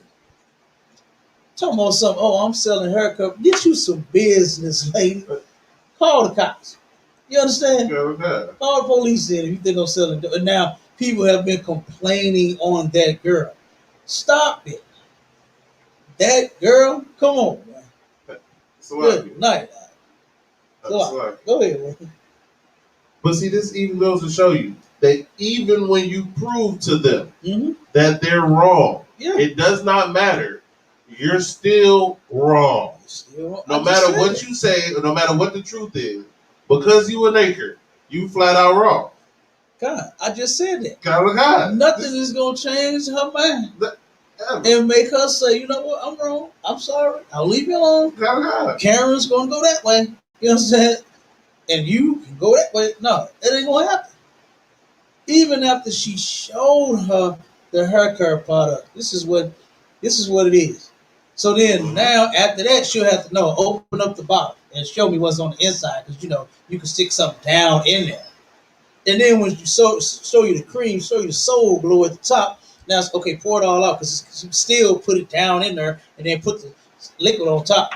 It ain't gonna never stop. Right. It will never stop, man. You understand? Even when you turn around and you pour out all of your contents out your bottle and show this is nothing but stay soft from. You understand? She's still gonna say, "Oh, well, you know what? Well, you probably took the drugs out before you got it. Took the drugs out already." You understand? Must have swallowed. She's gonna say something. It's gonna be something to where you still wrong, and they're gonna try to prove how wrong you are versus just leaving you the hell alone. And that's because that hatred that they have for you runs so deep in their blood, man. It's all through they blood, to where they just hate you. That's right. They're never going to turn around. This is an upscale area. This sister lives in a decent area. Right. You understand? She wasn't in the hood. Now, I ain't saying they sell all the dope in the hood. They got a lot of dope in the county. Oh, God. A lot of all over this place. It ain't just city where the dope is at. Right. But I'm just making a point to where they vilify brothers and sisters in the city. Right. I know they got that. But out there in that area, no. Nice houses, nice community. Okay. Dog walking everywhere. Early morning jogging and walking and exercising. 3, 4 a.m. No trash on the ground. Right. Clean streets. Nice vehicles. Nice homes of mine. Yeah. That's where she stayed. Yeah, right. That's where the sister live at. Right. And she still gets accused of being a drug dealer. It doesn't matter about your money or what you got. Look, Michael Jordan couldn't convince white people that he was the man. He convinced all of us. You understand? Michael Jordan was the man, but as he goes and try to relax and play golf, they told him they didn't want to play golf with him. Okay. They kicked him out, right? Then they kicked him out the country club. I believe it was a couple. Yeah, it's a couple of country clubs that they said, "Oh no, we don't want to play golf with this nigger." Oh no, they don't want to be around you, man. Come on, give me the next one. Okay. Quote. Good night. Quote. This morning. No, this you to the next one. Oh yeah, go ahead. Quote. You're here to suck the white money dry. End quote.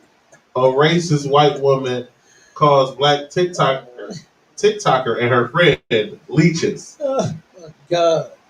We're here to suck the white money, right? When you already done sucked the life out the black money.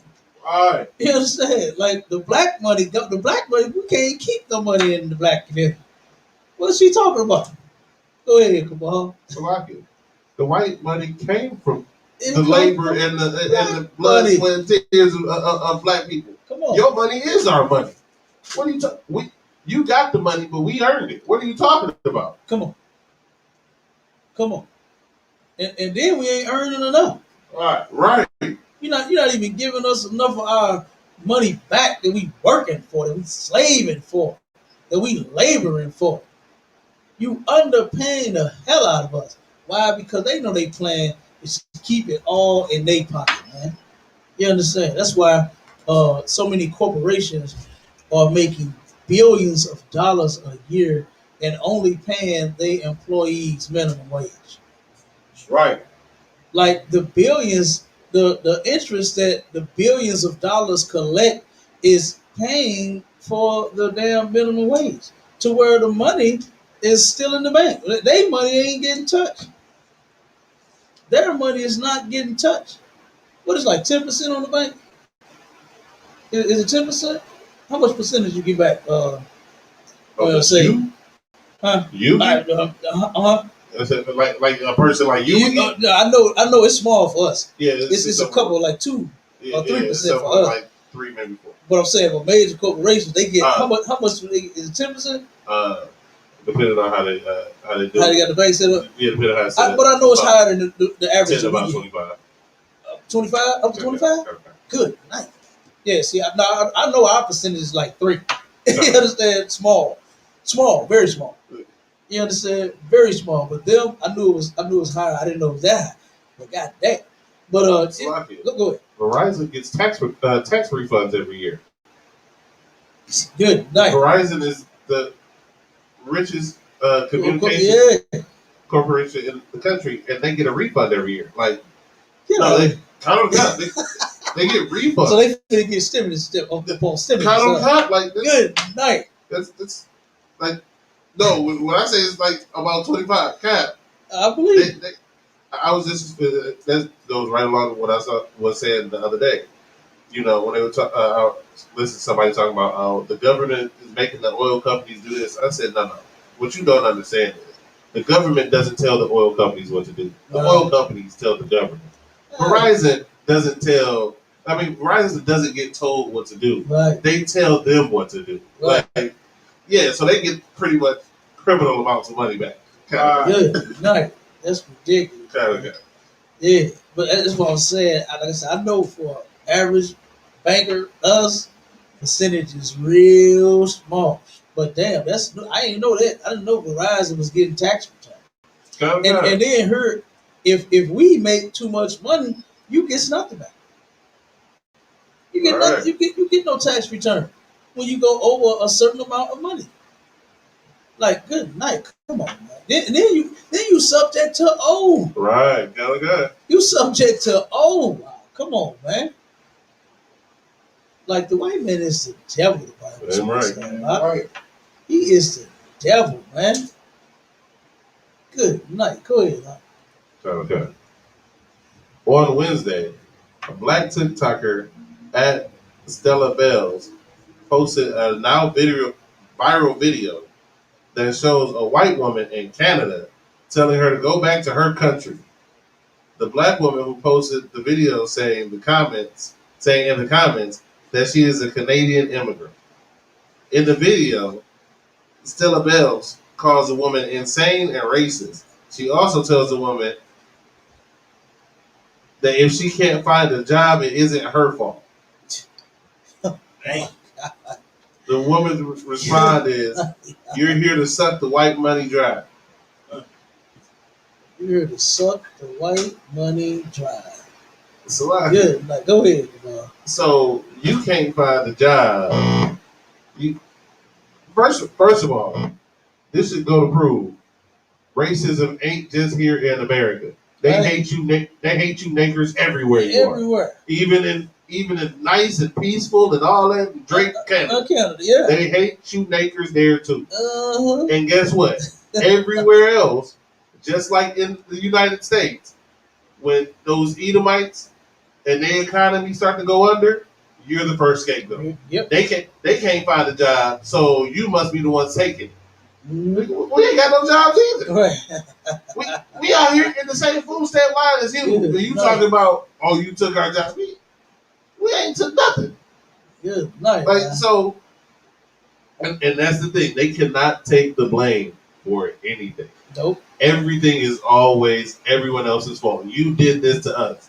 You are the most powerless group in the country. God. You have no protections under laws. You have no rights that anyone respects. But somehow you manipulated the system Mm-hmm. to where now you have all the advantages. Mm-hmm. The police still beating us and shooting us in the street. Yeah.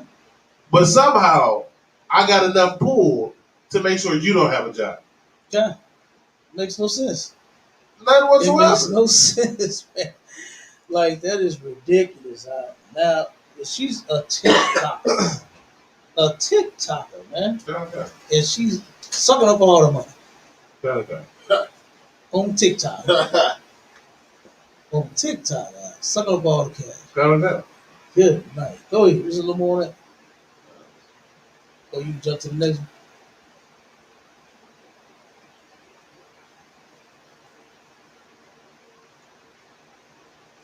Okay. You can jump to the next one. Yeah, go ahead. Good night.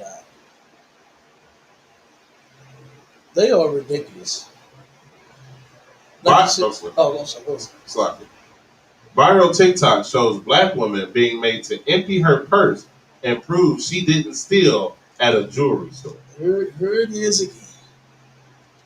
You know what was funny on that movie that the Wayans brothers did. What was that? Don't Menace Society. Don't drink your juice. Yeah, don't be a menace. Something. Yeah, don't be a menace.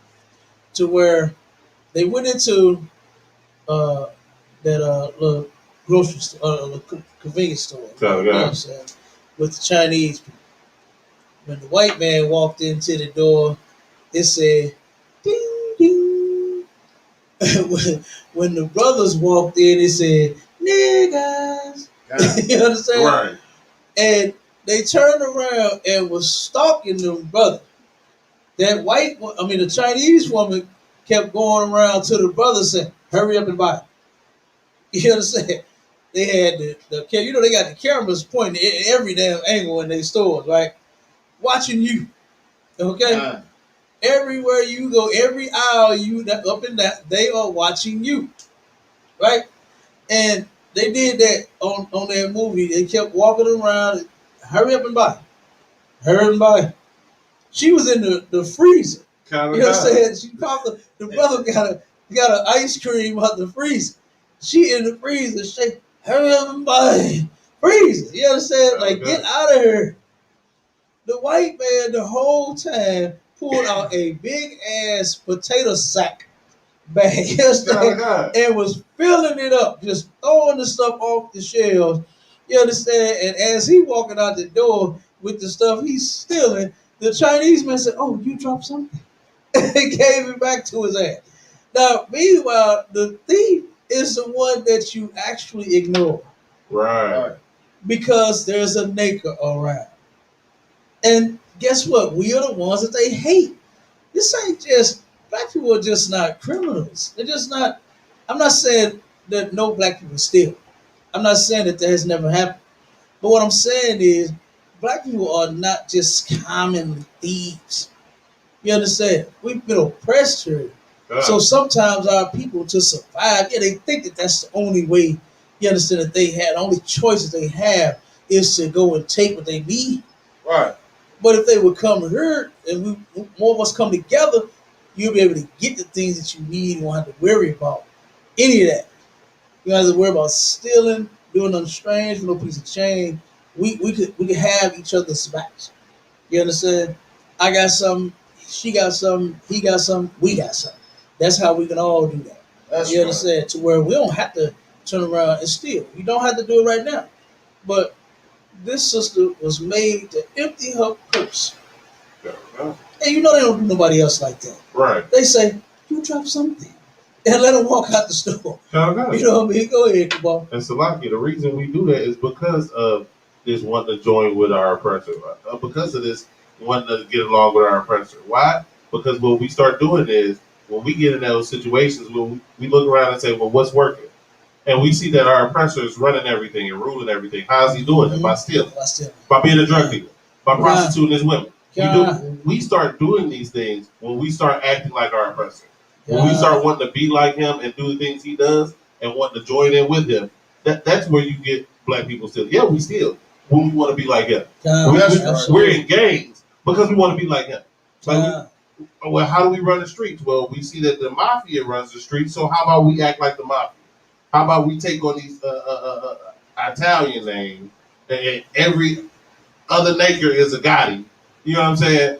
And imitate them because that's what we see that works. So that's why I feel sorry for my people when they do that because I know that that's not them, that's not in them. What that is them imitating their oppressor, them imitating what they saw. Like it used to be a shame in the hood to be a pimp, right? Then all of a sudden the pimp was the only one with the job. The pimp was the only one that had money. Then everybody want to be a pimp. Because that's what they see success is. Right. Exactly. Damn right. That's an excellent point that you made. And because on all of the movies, who gets glorified? From way back then. God. You understand? With Superfly. God. You understand? Who gets glorified? Like you said, who is seen as successful? The damn pimp. Right. Then it went from the pimp to the drug dealer. God. You know, he made up another profession for us to turn around and want to obtain and occupy because he is a criminal. He is a pimp. He is a drug dealer. Right. He is a homosexual. They are lesbians. They are everything evil, and then they want to push that off on us. Right. And then now they want to turn around and make it like, oh my God, look at these people. Look at their culture. Right. Look at what they do. You understand? When we got it from you, our sisters was not dressing like whores. Right. Until they started following white women. Yeah, right. White women was walking around in them fishnets, in them high heels, selling flat white tail all over the place. And then once sisters decided on, you know what, that looks good. I don't know why and how. But they said, you know what, I can be free and be like the white woman. And they convinced our sisters to follow them. And then now our sisters are dressing like whores, and now the white woman is covered up. Right. The white woman is covered up. She's a soccer mom now. She's dressed to impress in a minivan, want to watch the kids play soccer. You understand? She's a real mother now, while Shaquita and Shaquanda is trash. Right. You understand? And like you said, that's an excellent point you made. They turn around and dump all of their ways on us, and we, because we do not follow our God. That's our problem. That's our problem, man. Now, all of us ain't got to be rich. All of us don't have to, have a house and a car. You can have an apartment and catch the bus. You understand? Everybody ain't got to be on the same level. But we all should be on the same level when it comes to us being obedient to our God. That's right. We should all be on that one accord. To where, guess what? No, you ain't going to be selling drugs. You ain't going to be hoeing. You ain't going to be dressing like that. You understand? We not going to sin as a people. That's what the Bible even says, that for us to not sin against our God. Yeah, right. And we would be successful without pimping, without selling drugs, without selling ass, without being all of that. You understand? The black woman will be the greatest mother on the planet. Right. Not the white woman, because of her taking the kids to soccer practice in a soccer mom minivan. You understand? Our sisters will be taking our kids to whatever practice they in, and they will be the greatest mothers on the planet. You understand? But because our men ended up following the white man and being a criminal, now all of us is locked up. Now we just worst guys on the planet. The black man as a whole is a deadbeat to everybody. Mm-hmm. A baby maker, you understand? A drug dealer, a crackhead. We all of that to everybody now. But if we was turn around and serve our God, and stay away from them and do what we do, as we are told, we'll be great. And we can be great in our own way. You know what I'm saying? We don't got to worry about validation from those people. Right. That's what a lot of our people are seeking. Like you said, Kabal, Mm-hmm.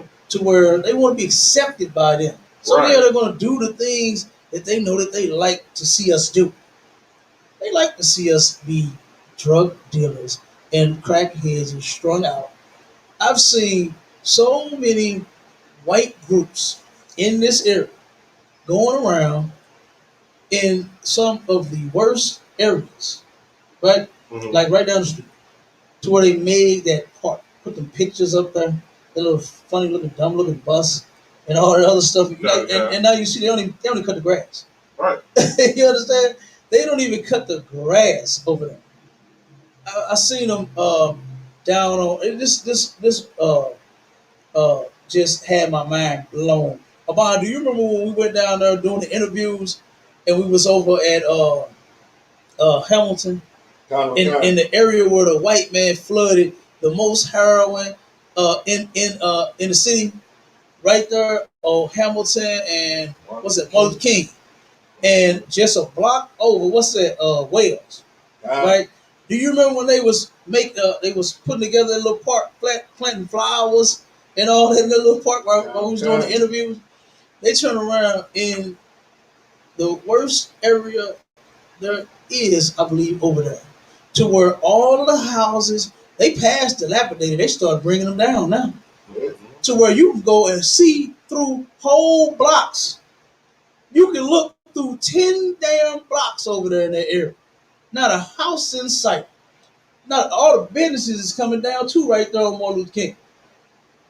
You can see right through the businesses too, and see through 10 blocks of the house. Right over there in that area, right on the corner of Hamilton and Wales.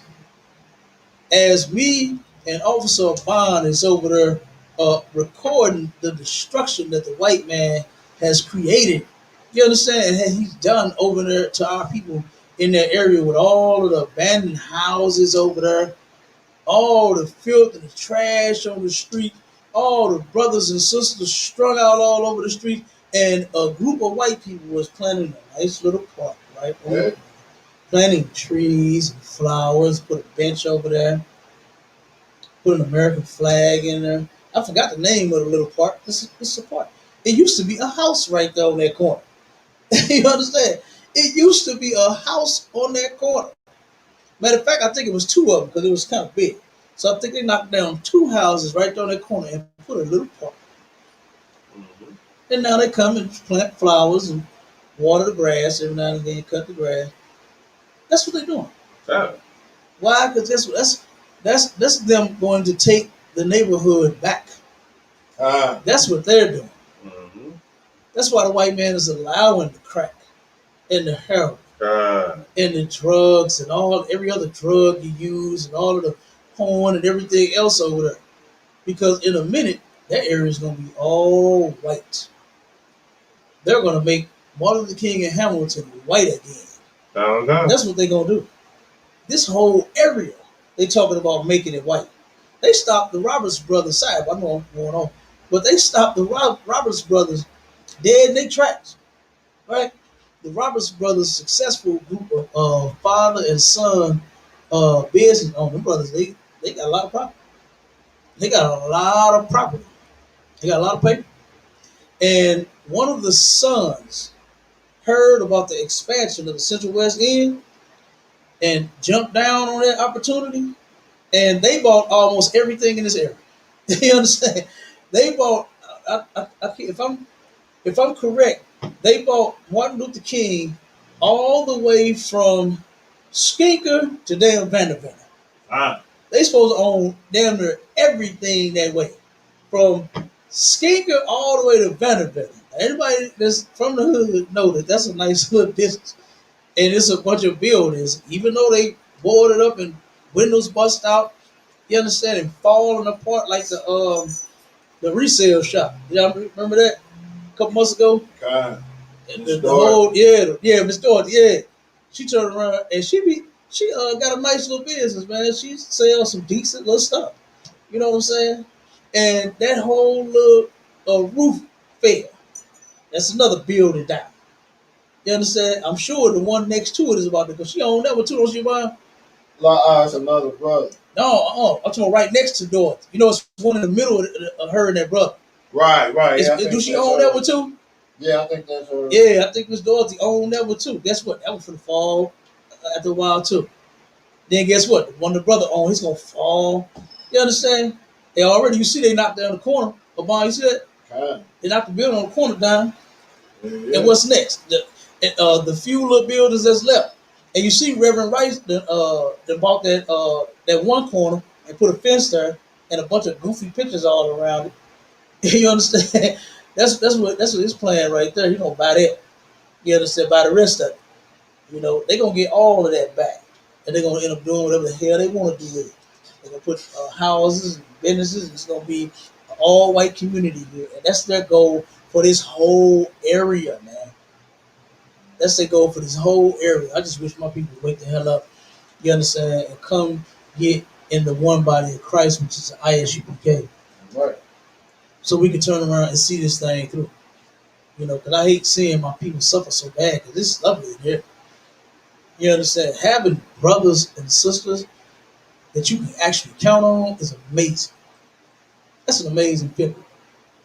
And I just wish the people that's out there suffering as bad as they are would finally say, you know what? Enough is enough. Enough is enough. Let me go and get with those guys that say that they got brotherhood and sisterhood and labor organization. And let me see what it's all about. You know what I mean? Instead of them, instead of going through what they're going through on their own,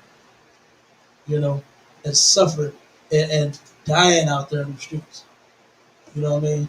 Go ahead, Cabal. We done with that? Go ahead. Give me some. In a viral TikTok video, a black woman says that the cashier who was ringing up her purchase at Final Touch Jewelry in New York City accused her of stealing. Mm-hmm. The TikToker, Valida Spellman, told the Daily Dot that the cashier said he wanted to see what was in her bag because he saw her stealing. In the video, Spellman is emptying. Spellman is seen emptying her bag and her purse to prove she didn't steal anything from the store. Mm-hmm. I haven't taken one thing, Spellman says in her TikTok. Every black person don't steal. Mm-hmm. You shouldn't even have to say that. Right. You understand? You shouldn't have to say that. If you are a shopper and you're shopping, he didn't think she stole any damn thing. She's a black woman. He hates her. So to express his hate, he'll just accuse her of stealing. Right. That's what happened. You don't just think someone is stealing. You have to actually know that they're stealing. And there was a video of about, look this up for me. It's a I don't know if you can. I don't know if TikTok can do that. TikTok, you can't just find videos on TikTok, can you? Possibly. Okay.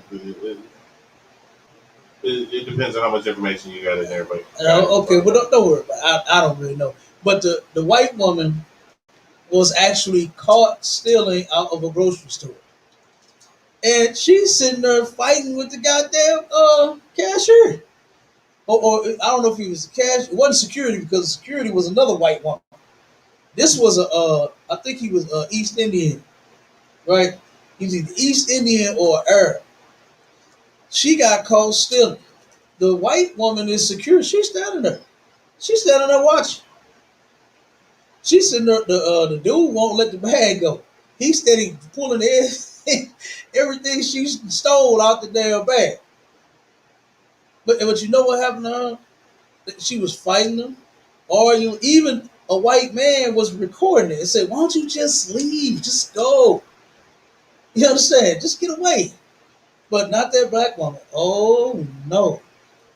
Oh no. You got to empty that purse and that bag that you just bought. That I just put your stuff in the bag for you. You got to empty that. You understand? Like, come on, man. Give me the next week. We get close to the time. That's ridiculous. It's more than you want to pull up. Live. Okay, go ahead. Give me the next. I think this is the one I really want to go over.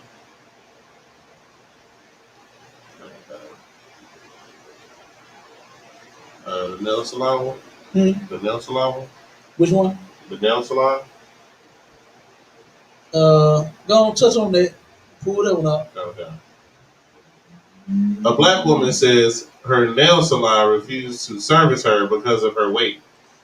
Not only do you look better than them, now you thicker than them too. You understand? Right. So now they're gonna talk about you for that. We hit the next one though. Y'all get the point. You understand? We get discriminated and hated on everywhere we go for everything. What they say when they used to pull you over? Everything you say and do can and will be used against you. You know what I'm saying? Now that you're tall, you're short, you're thick, you're fat, you're skinny, you're black, you got weave, you got fro. You understand? You're light, you're dark. You know, you live in the county. You sell hair care product. You spend 50,000 in taxes. You understand? You're on food stamps. You're poor. You can't get a job. You're a TikToker. You suck up all the money. Everything, man. Like what happened? You're in the park. You're barbecuing. You selling waters. Right. Selling lemonade. You understand? What else you do? You're in the mall shopping. I mean, what else? Come on. You walking down the street. You sitting up under a tree, talking to your partners. Like, what else are they gonna use against you? Everything. You understand? Your kid is swearing while he's slam dunking on his cousin. The other kid is running across my grass, playing and having a little 6-year-old time in his life. What else are they gonna hate? Everything. You understand? It don't matter. They're gonna use it against you. Like, come on, man. Give me that I think the last one, ain't it? Two more. Two more. What's the next one? One about the braids. Just read the topic of that. Yeah, we don't I want to get the last one.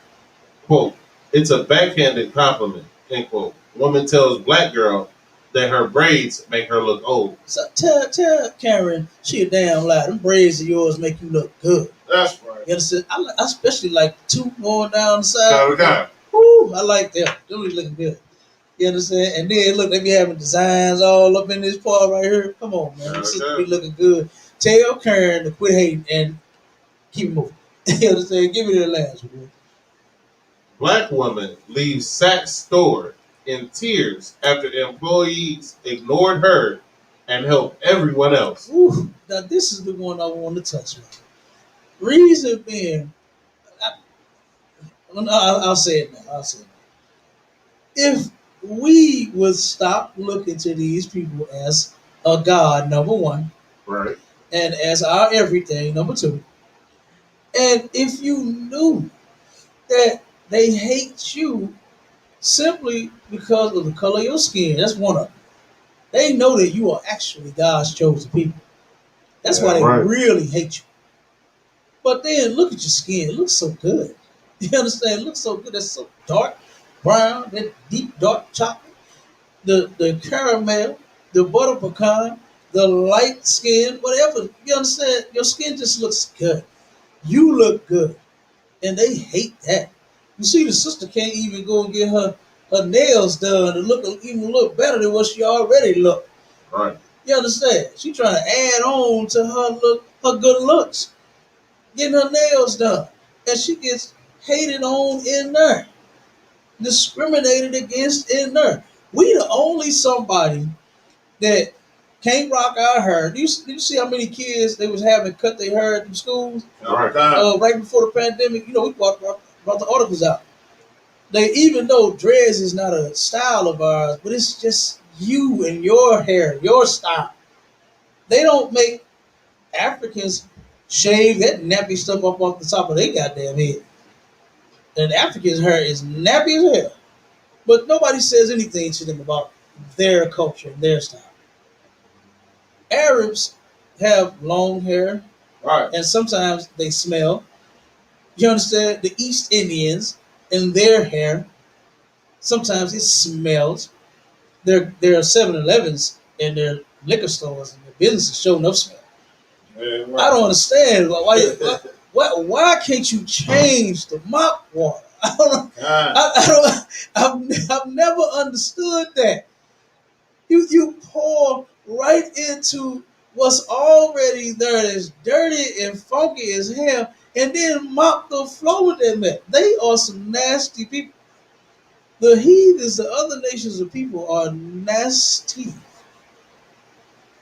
But you and your good hair, that's good hair. You understand? Right. Having Yeah, nigga right. hair is good hair. I don't care what nobody say. You understand? Because nobody hair, they can't change it up like ours. You understand? You can't turn around and what's the thing, the sponge thing that brothers be liking to do? What's that called? Where they take a sponge and Twist. huh? It's a twist. The little twist, yeah. They turn around and do that. Then you comb it out, make it a fro. Then you can braid it up. You can't do that with nobody else hair. You Right. understand? Sisters take their hair and they can make it one way. One day they can turn around and put it another way. They can braid it. They can bob it. What else they be doing? You understand? They be doing all kind of stuff to their hair too. You know what I mean? I love sisters when they be rocking their little fros too. Ah. Man, Captain, uh, damn. Captain Taha War, man, I think his rib got about the biggest hair in school. That sister hair big and long, boy. Captain Taha War his rib got a fro. You understand? But there's so many sisters in the school that got some crowns. Yeah, You know what I mean? They got some crowns on top of their head.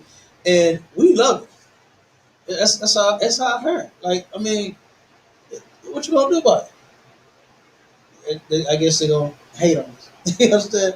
Discriminate against, like they've been doing forever. Find something about us to make it wrong. You know what I'm saying? When nobody does, they don't do that to nobody else. They go around to any other people being born the way that they're born and say, "Oh my God, look at you." You know what I'm saying? But they do that mess to us. And me, I don't give a damn. Talk about it all you want. Me, I love it. I'm right. You understand? I absolutely love it. But if we would stop worrying about what they think about us and only love ourselves, we'd be all right. You understand? But this sister left the store in tears. Read that, brother. Read it. Okay. Erica Willits, a model, opened up about her. What? A model. A model. So you already know this sister look good. You understand? She already looks good and body and everything else. And she turned around and is feeling sad because they would ring her up in the store. Left in tears. Me, I would have left and went to another store. You know what I'm saying? Wouldn't have been there about it. You know, that's what I would have did. My mother told me, and she wasn't in the truth, but she had told me when I was younger. She said, son, because I think that happened to us. We went to a store, we didn't get served properly and fast like everybody else did. And my mom told me, she said, son, if you ever go anywhere and spend your money and you don't get good service, go somewhere else. Right. Simple as that. The hell you crying in front of these people for? The hell you getting emotional because you can't help make them richer than what they already are. Right. Because you can Saks Fifth Avenue, she could have spent a couple $100, maybe some thousands. And she a model, she probably had to get something to shoot in, and goddamn, she probably, you understand, was finna spend some thousands. She probably was finna spend some thousands. Talking about Saks Fifth Avenue. This ain't Walmart. You know what I'm saying? Saks Fifth, you gonna spend a little paper up in there. Right. You understand? I know those stores is known for having $100 little coin purses. You understand? Little thing that you put change in is $100 up in there. You know what I'm saying? Mm-hmm. So this sister, I'm pretty sure she was about to spend some cash. Go ahead, keep it. Wallace, who hails from New York City, documented the casual racism in a TikTok video that showed her waiting in the store and an employee walking away from her. Wallace waited patiently as the employees of the luxury store catered to a white woman, the only other customer at the store. Wallace saw that the staff were only really nice to the white woman, as she excitedly tried on different sets of shoes. She was happy she was happy to see her being treated that way and waited for her turn. They barely acknowledged Wallace's presence while she waited patiently. And it's like you know that white woman threw that up in their sister's face. She was doing that on purpose. Right. Like she said, very happily trying. Oh yes, I would love to try on those. Give me 2 pair. Let me see one in this color and that color. You understand? I'm pretty sure she was rubbing it in their sister's face to see her standing there before her, and then they take her, the white woman, instead of the sister. When you're supposed to get the next person that's been there. You understand? And usually, like she said, it was just her and the white woman in the damn store. Right. So it's not like you don't know who's next. You know who was standing there first. Good. And you know it was their sister. But they said, oh, excuse me, Bonquisha, Karen, come here. Right. Let's see what size you wear. Let's get something to cover those nice feet that you have. That's what they did for Karen. But Bonquisha got to wait. Keep going. Okay. After a while, it became apparent that Wallace was to Wallace that she was being ignored while they catered to everyone else. Quote, went to hashtag Saks Fifth Ave, excited to buy my at Jimmy Choo wedding shoes. And it turned out like this, wrote the model. Highlighting what it feels to be black in America. The video shows an employee walking away from her as she waited. She then posted a clip of an employee help her try on a pair of shoes. She said she had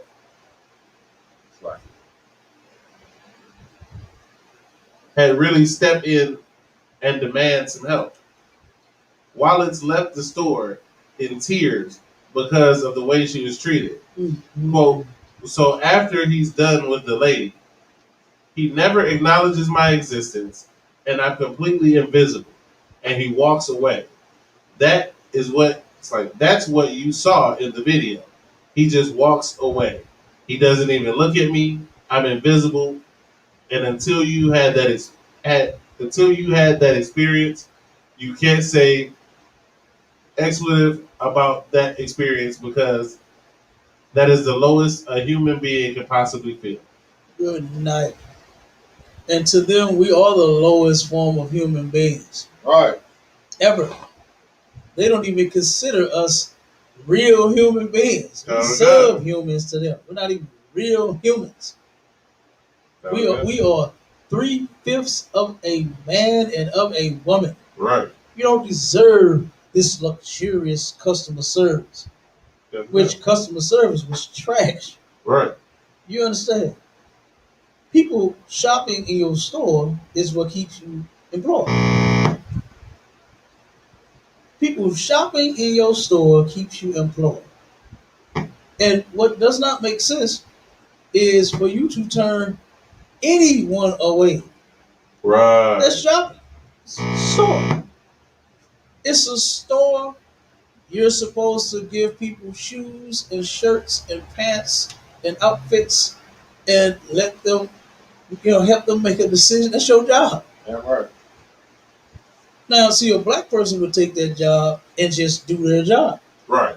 But them, oh no, they're only going to do the job to white people. And what was that? It's a documentary on, I believe it's Black Wall Street. I can't remember which one it was. It was either Black Wall Street or the Tulsa, Oklahoma incident. I can't remember which one it was. But same thing. I'm saying, I don't know which one it was called. You understand? It was to where they was talking about because you got several different documentaries out there. Okay. But they was talking about the experience that they had and the racism and things. Uh, uh, was it leading up to? I think it was. Yeah, I think it was before the actual bomb. You know what I'm saying?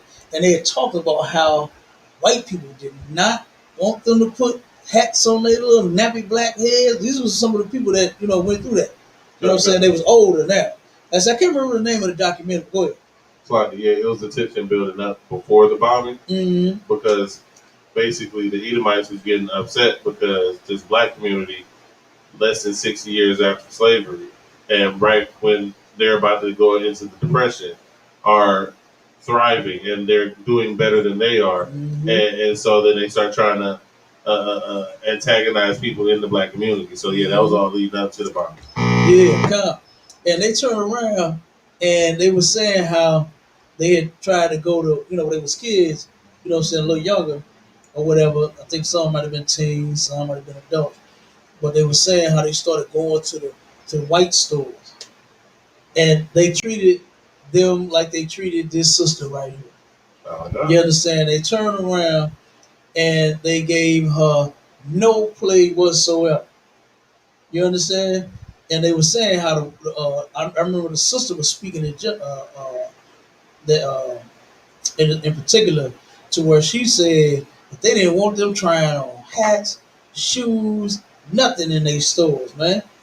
So it just makes sense for us to make our own. Right. You understand? That's all. All right, we got somebody on that jumped on the stream on the stream. I'm gonna bring them on. What's going on, brother?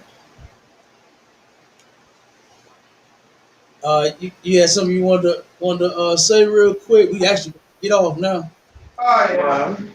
Now I was just checking in to see what was, what discussion was and what was going on. Trying to get trying to see if I can steal a little knowledge from it. Yeah. I wish you to tune in a little sooner. We about to go now. Oh, okay. Pulled out. Yeah, we just no sweat. You can always tune into us again. You know what I'm saying? Every Sunday from 11 to 1. We actually on today we have technical issues. We had a flood here in our school. You know what I'm saying? And some of our equipment got messed up a little bit, so we had to, work out a couple of little kinks. But but yeah, we was just going over how, what I'm saying, we're never going to change white people here. You know what I'm saying? Never going to turn around and change white people's mind. You understand? And ever make them love us. And we actually had this topic planned already, but we was in. I don't know if you're familiar with the clubhouse. You familiar with that? The little app. Yeah. Yeah, Yeah. yeah. We had a few things that I touched on, and that I was in one of those rooms, and it was well, white people. I asked white people, are they scared of black people? And they were Right. they were trying to act, in this room as if they really care about our people and our sufferings, and you know what I'm saying. And we need to come together. We can fix it. We can do this. You know what I'm saying? All that nonsense. When that's not their goal.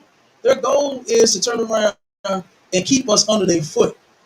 You know what I'm saying? As long as we're pushing that mess about us having a voice, they're gonna let us get out there and march and dance and sing until our feet get swollen. You understand? All But they know that that's not gonna fix nothing. Marching is not gonna fix anything. You understand? Protesting, that's not gonna fix anything.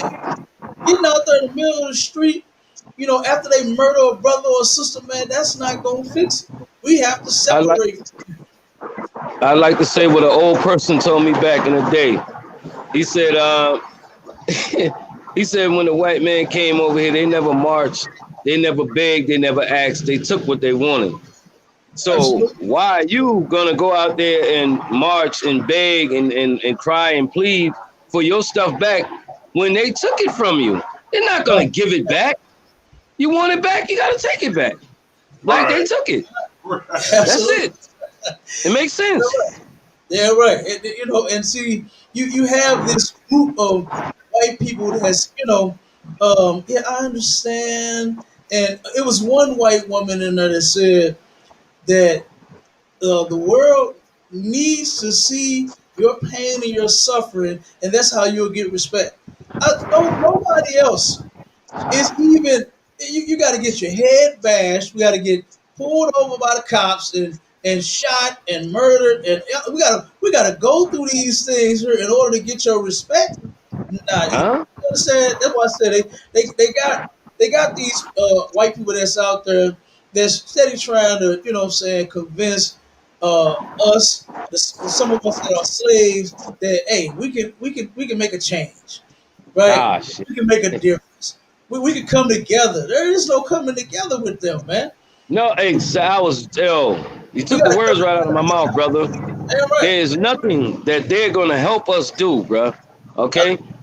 They accomplished their mission, and that was to get us where they got us now. right, And to strengthen the mission, they have to keep you suppressed and subordinate. They have to keep you, under the right, wing of things. So they're making you think we're gonna try to help you when they're only gonna help you go further down. They're not gonna help you come up. Why? What kind of sense would it make? it makes none at all. Why? They Why? did all Why? they had to do to take this country, and they're just gonna give it back to you if you just suppress yourself some more and just bow down a little bit more. We'll give it back. You know how long they been doing that to us, man? I Since remember it was a cartoonist dude did, a black dude. He was trying to get into a corporation or something, and he had to keep going back and adding things. Well, I cut my hair. Will that work? No.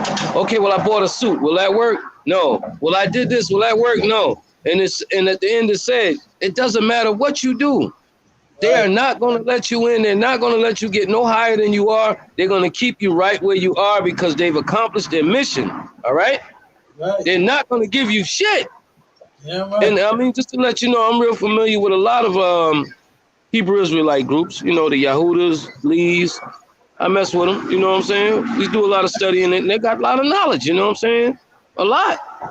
So I just say we as black people, it don't matter what we doing. I don't care what your religion is. That's not helping you right now. What's going to help you is to come together, look over the religious thing right now. And if you want to get your black behind up out of this shit, you're going to have to tie together, man. Strength is in numbers. Strength is in unity. If we ain't got no unity, I don't give a damn what your religion is. That ain't helping us, bro. except for number two. It's not. Yeah, I'm be honest with you. It's not. It's keeping us where they want us, bickering and fighting with each other.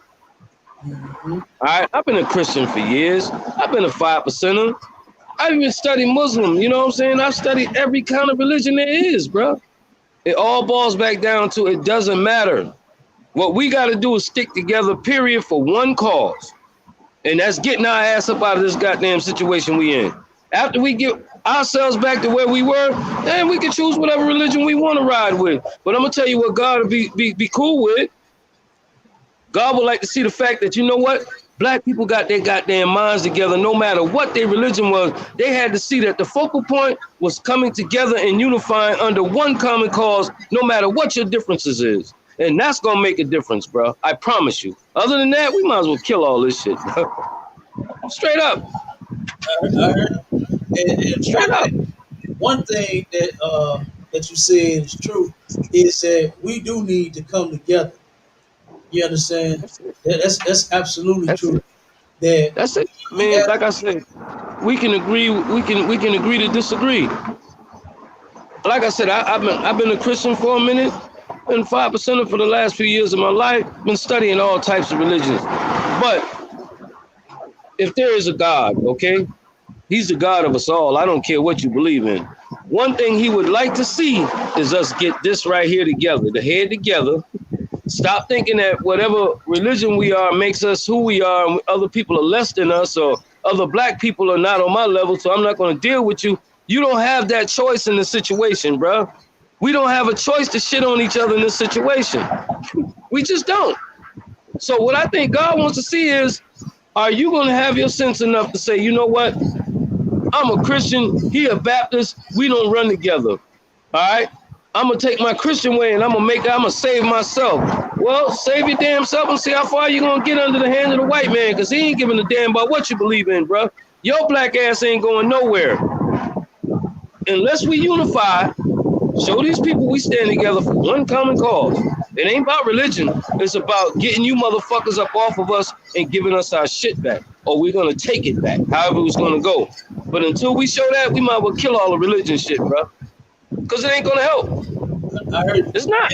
My religion ain't helping me. Yours ain't helping you. It's helping your soul. It's helping you, find salvation with God. But as far as out here in this world today, what is it doing for any of us?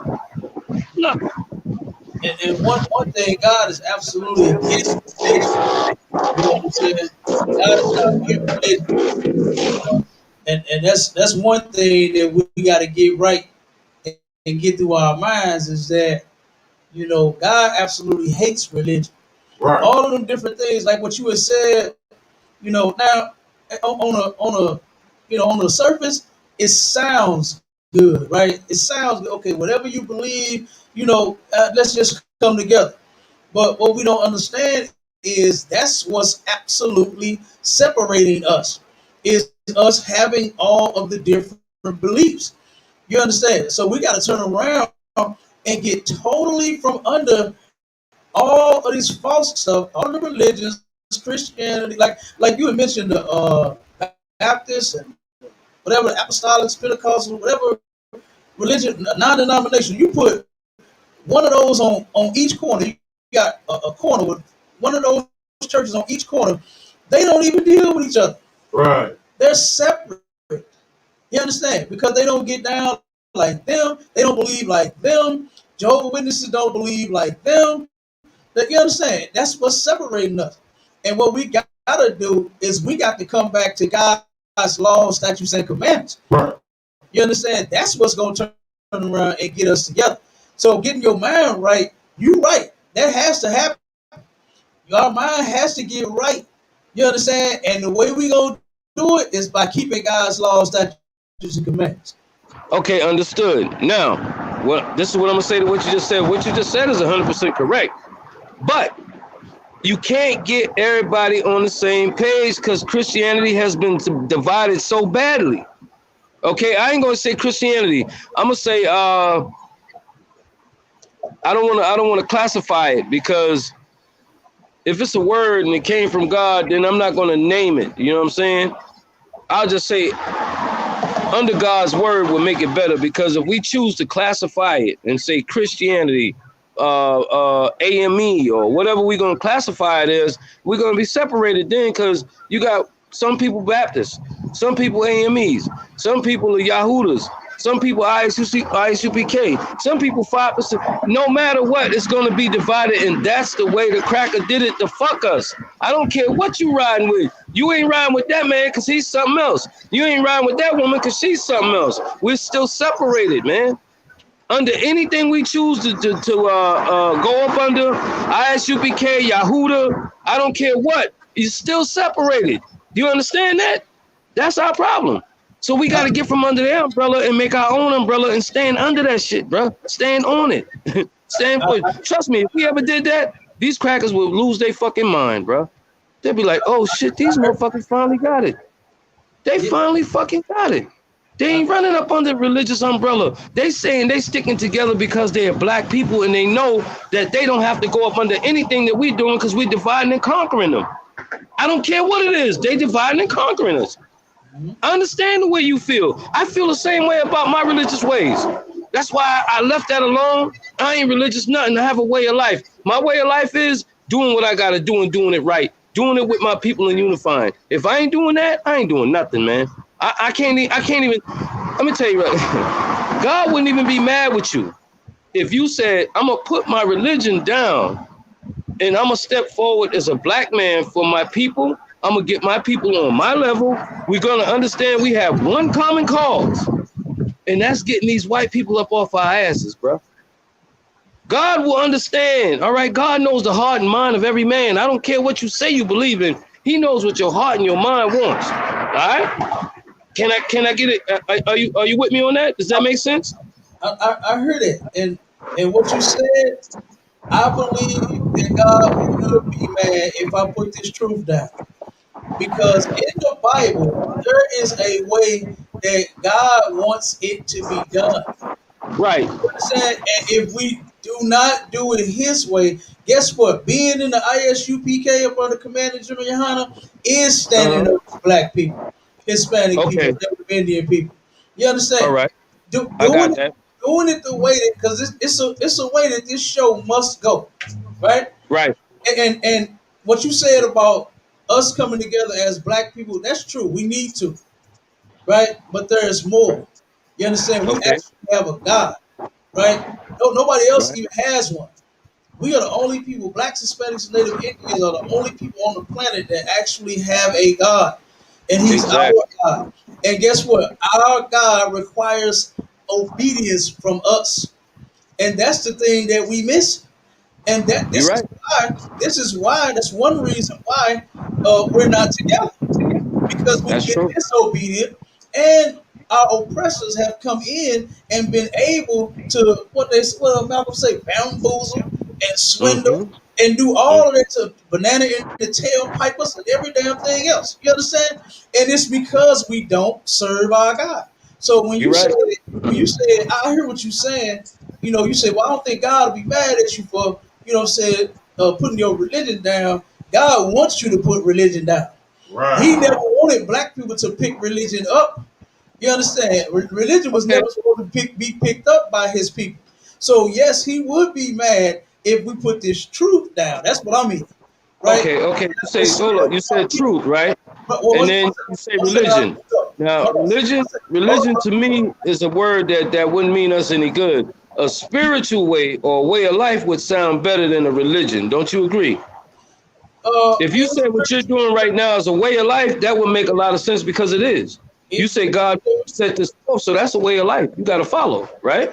it does, and Okay. this truth is a way of life for us in the ISUPK. You understand? So, And it's a way of life, and we are spiritual because we keep the laws of God. That's what makes you spiritual. You so you understand? would, so you wouldn't consider it's not a religion then? It's a spiritual way of life, right? It's not a religion. We are in Okay. the truth. That's what we say in the ISUPK. You ask us, Okay. you know how Christians meet each other and say, "What religion are you?" You See, understand? And they'll say, Baptist or Methodist. You understand? Hey, what are you? I'm an Israelite, and I am in the truth. You understand? Up under command of General Yohana. Okay, go ahead. And another way that what I mean we try to teach it is that the Bible is our culture. It's not about religion. It's not about none of that. It's about taking our culture back and taking our culture on. We learn our language. We learn our laws. We learn how we're supposed to treat each other and how we're supposed to deal with each other.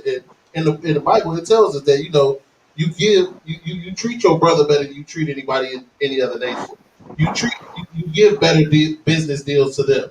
You deal justly with them. You don't give them un, unbalanced measures and unright weights and scales. You meet out to them. This isn't about religious and hocus pocus mumbo jumbo. This is the way we're supposed to govern ourselves. And that's the only thing we were missing every other time we got together. When we got together in Tulsa, Oklahoma, we didn't get together under those laws. When we got together in Rosewood, we didn't get together under those laws. And Right. even not getting together it's like it, not getting together under those laws, we still flourish when we decide to push out everybody else. But what happens is it won't last without those laws, statutes, and commandments. Because we Right. can build it on our own. But what we need our power for is we need to have one standard. We need to have one moral code. We can't have every man picking what's moral for him and what's moral for them because that's chaos. That's anarchy, Right. Right. right? The Bible is simply our moral code on how we deal with our people. Everybody else, sloppy, the hell with everybody else. Like this is about us dealing with us and us building us. Damn right. Damn right. Yeah, mm-hmm. we gotta absolutely do it the way the Lord prescribed in the Bible. Damn right. Like the brother said, it won't last. When you think about us and the things that we've done throughout history, we're smarter, we're stronger, we're just simply better than white people and Right. every other nation on the planet. Yep. And Right. that's because we are God's chosen people. So we have Right. and done a lot of things, right? But like the brother said, it won't last. But our enemies even know that when we do not serve our God is going to be against us. You understand? Our God is against us celebrating holidays. He's Yeah. against us when we smoke weed and crack and sell it, and when our women is prostituting and you pimping them and then you buying it. You know what I'm saying? Our God Mm-hmm. is against any and all and every sin. You understand? Whatever He said is a sin, He is against us when we commit those things. You Right. understand? And that's the one problem that we have. Like you said, building up, yeah, we can't come together, yeah, we're supposed to. You understand? Separate from them, absolutely. You understand? That it sounds good, but that one thing that we missing is our God, His laws, and we cannot separate those two. Our God, the laws, and us as a people. We got to do all of it together. You understand? That's the only way it's gonna work. And some of the people that's in our school used to be Christian and used to be in religions, and now we're no more in those religions, and we are in the truth, absolutely serving our God. You understand? That's what it's gonna take. It's gonna take for more of us to realize that and come into the truth and join your people. You understand? So that we can see this kingdom fall and us get ours. Right. You understand? Mm. That's promised in the Bible. If we would turn from all of this mess, like the brother said, give white man his culture back. Smoking, that's Right. his culture. Prostituting, that's his culture. Eating shrimp, crab, and lobster, and abominable foods, that's his culture. You understand? Molesting children, being gay and lesbian, that's Oh his culture. wow. We need to Definitely. give him his culture back and take on ours is a better culture anyway. Right. Mm. Said ours is it's so much better to where God said in the Bible that the other nations of people would see us and see that we don't molest kids and we not gay and lesbian and we don't celebrate holidays and we don't rob and steal. And they gonna say, "Damn, this is a great and wise people." That's what the other nations of people would say about us instead of calling us crackheads and dope fiends and thoughts and all of that. You understand? If we would obey our God, God said that the other nations of people would look at you and say, God damn, they already think we are amazing, even in the state that we are in now, being in Right. captivity. They think we That's are absolutely amazing. And just think if we put on our glory, brother, which is to keep God's laws, statutes, and commandments, Right. took on our culture, man, put it back on. You understand? They'll be looking at us like we are God in heaven. You understand? Yeah. Right. They'll be like, "Oh my God, here come God walking down the street. Right. It's a bunch of them." You understand? There go God again. That's what they would be saying, man. They would look up to us like that, and then they would know that our God is truly, truly real, and absolutely true. But and okay. that's I not got a que- us. Go ahead, I brother. got a yeah. I got a question for you. All right. Now, I'll just say the Bible. I'm not gonna say Christianity. I'm not gonna give it a name because I don't know what the name is because Africans call it a B word. I can't remember the name they call it, but it's not called Christianity. But it was said that it was started in Africa. You have any truth or any type of information that would bring truth to that statement? That Christianity started in Africa. The religion itself, the Bible, all of that came from Africa. No, No, I believe that's just not from my research. I believe that's just a lot of black people that want to tie themselves to African and Christianity and want to say it started there. I believe they say that there is a African Bible that's older than the King James, and it has I think a total how many books they say they got in it? Come on, I don't know. What's that? The KGB? Huh? That's the KGV version or something like that. No. It's a Bible in Africa that they claim is the oldest original Bible. And it has, I forgot how many extra books is in it that they claim. That's just nonsense. You understand? Christianity today comes from our oppressor. You understand? And Exactly. it was given Exactly. to us to make us better slaves. It's Right. because and I think they only putting it on Africa because, like I said, a lot of black people think we're Africans, and so that's just another reason for us to want to go to the homeland and go back to the motherland when absolutely the motherland of us is not Africa. Okay, hold on one second, brother. Go ahead. And Okay. uh, a lot of okay, so a lot of times with the African Bible and all the practices and things like that, it's we look at it backwards because we're thousands of years away. What Constantine was doing, Constantine was a ruler over parts of Africa. He was trying to amalgamate. He was trying to incorporate their religious beliefs into the new religious belief he was creating, which was Christianity. So Christianity, it has African influences in it because Constantine wanted those there, so that it made the subjugation of those people easier. But the Right. Bible itself, that's why we try. That's why in here we have to make sure we separate what people understand as the Bible and as Christianity, because people conflate the two. Christianity has almost nothing to do with the Bible. The Christianity, their customs and beliefs and the way they do things, yes, it does have a lot of African origins, but that's only because that's how that religion was created. And this is why we tell people we got to get out of these religions because that's what they all are. They're all man made, and especially Christianity. It's just every religion wrapped up into one. It's the America of religions. Yep.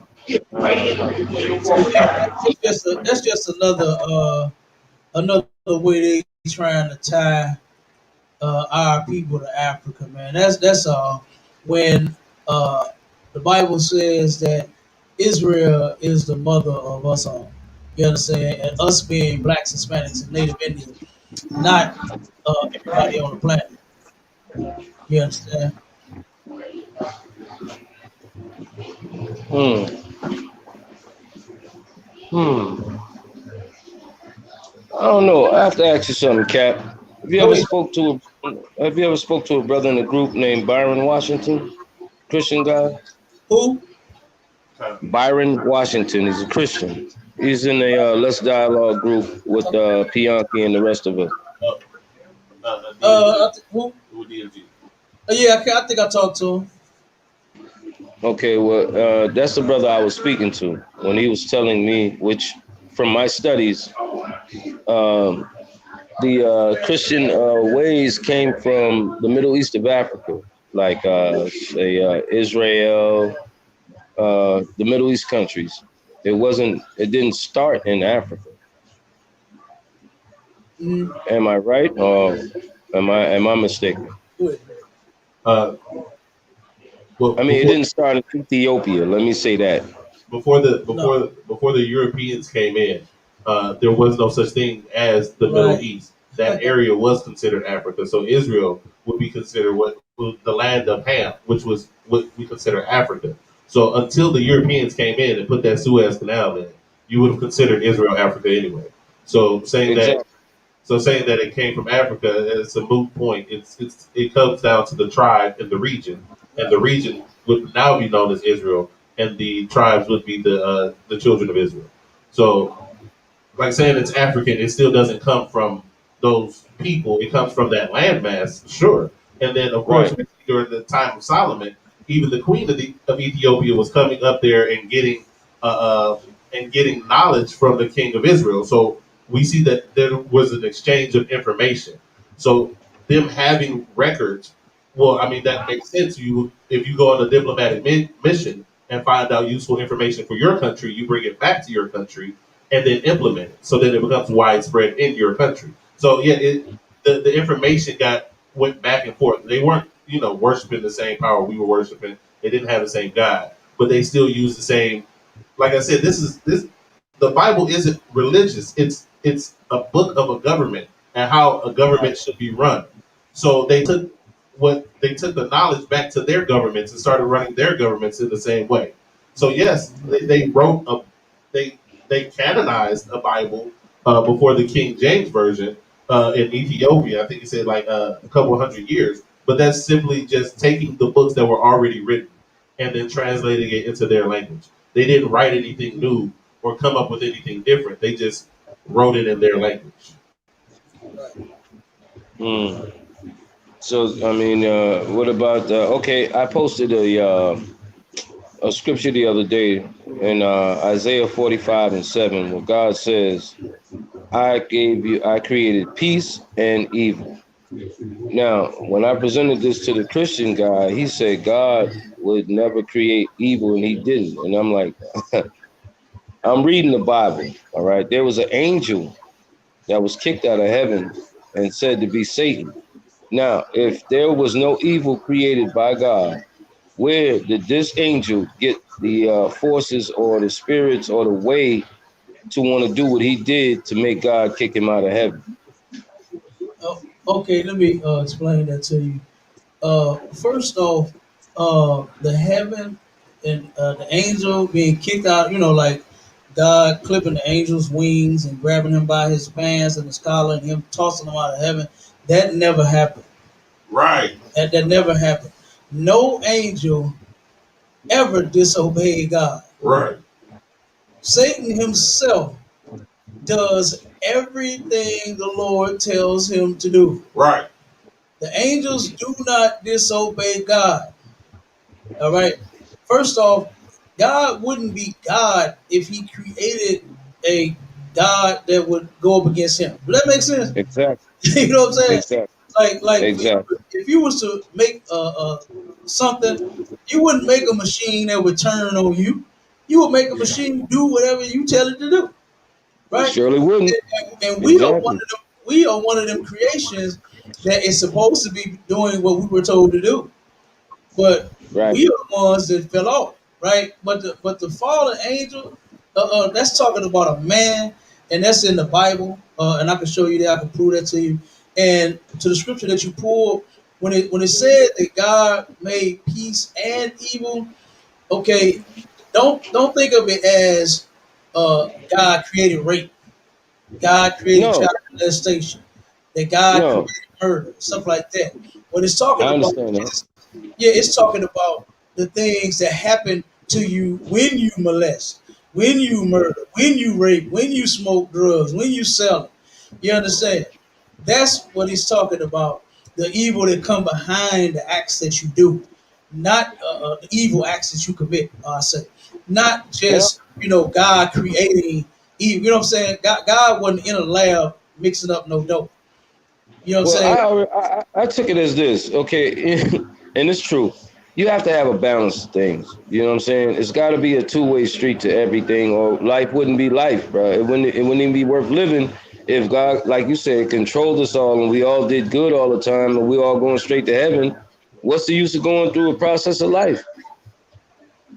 Well, I believe the that's process is. I believe the process is to test man himself, because, like you said, even if I did create something, I would still test it to make sure that I created it the right way. Cars that are tested, they're tested before they're sold to people. They're crashed, they go to top speed, whatever. They do everything to that car before they sell it to you. All right.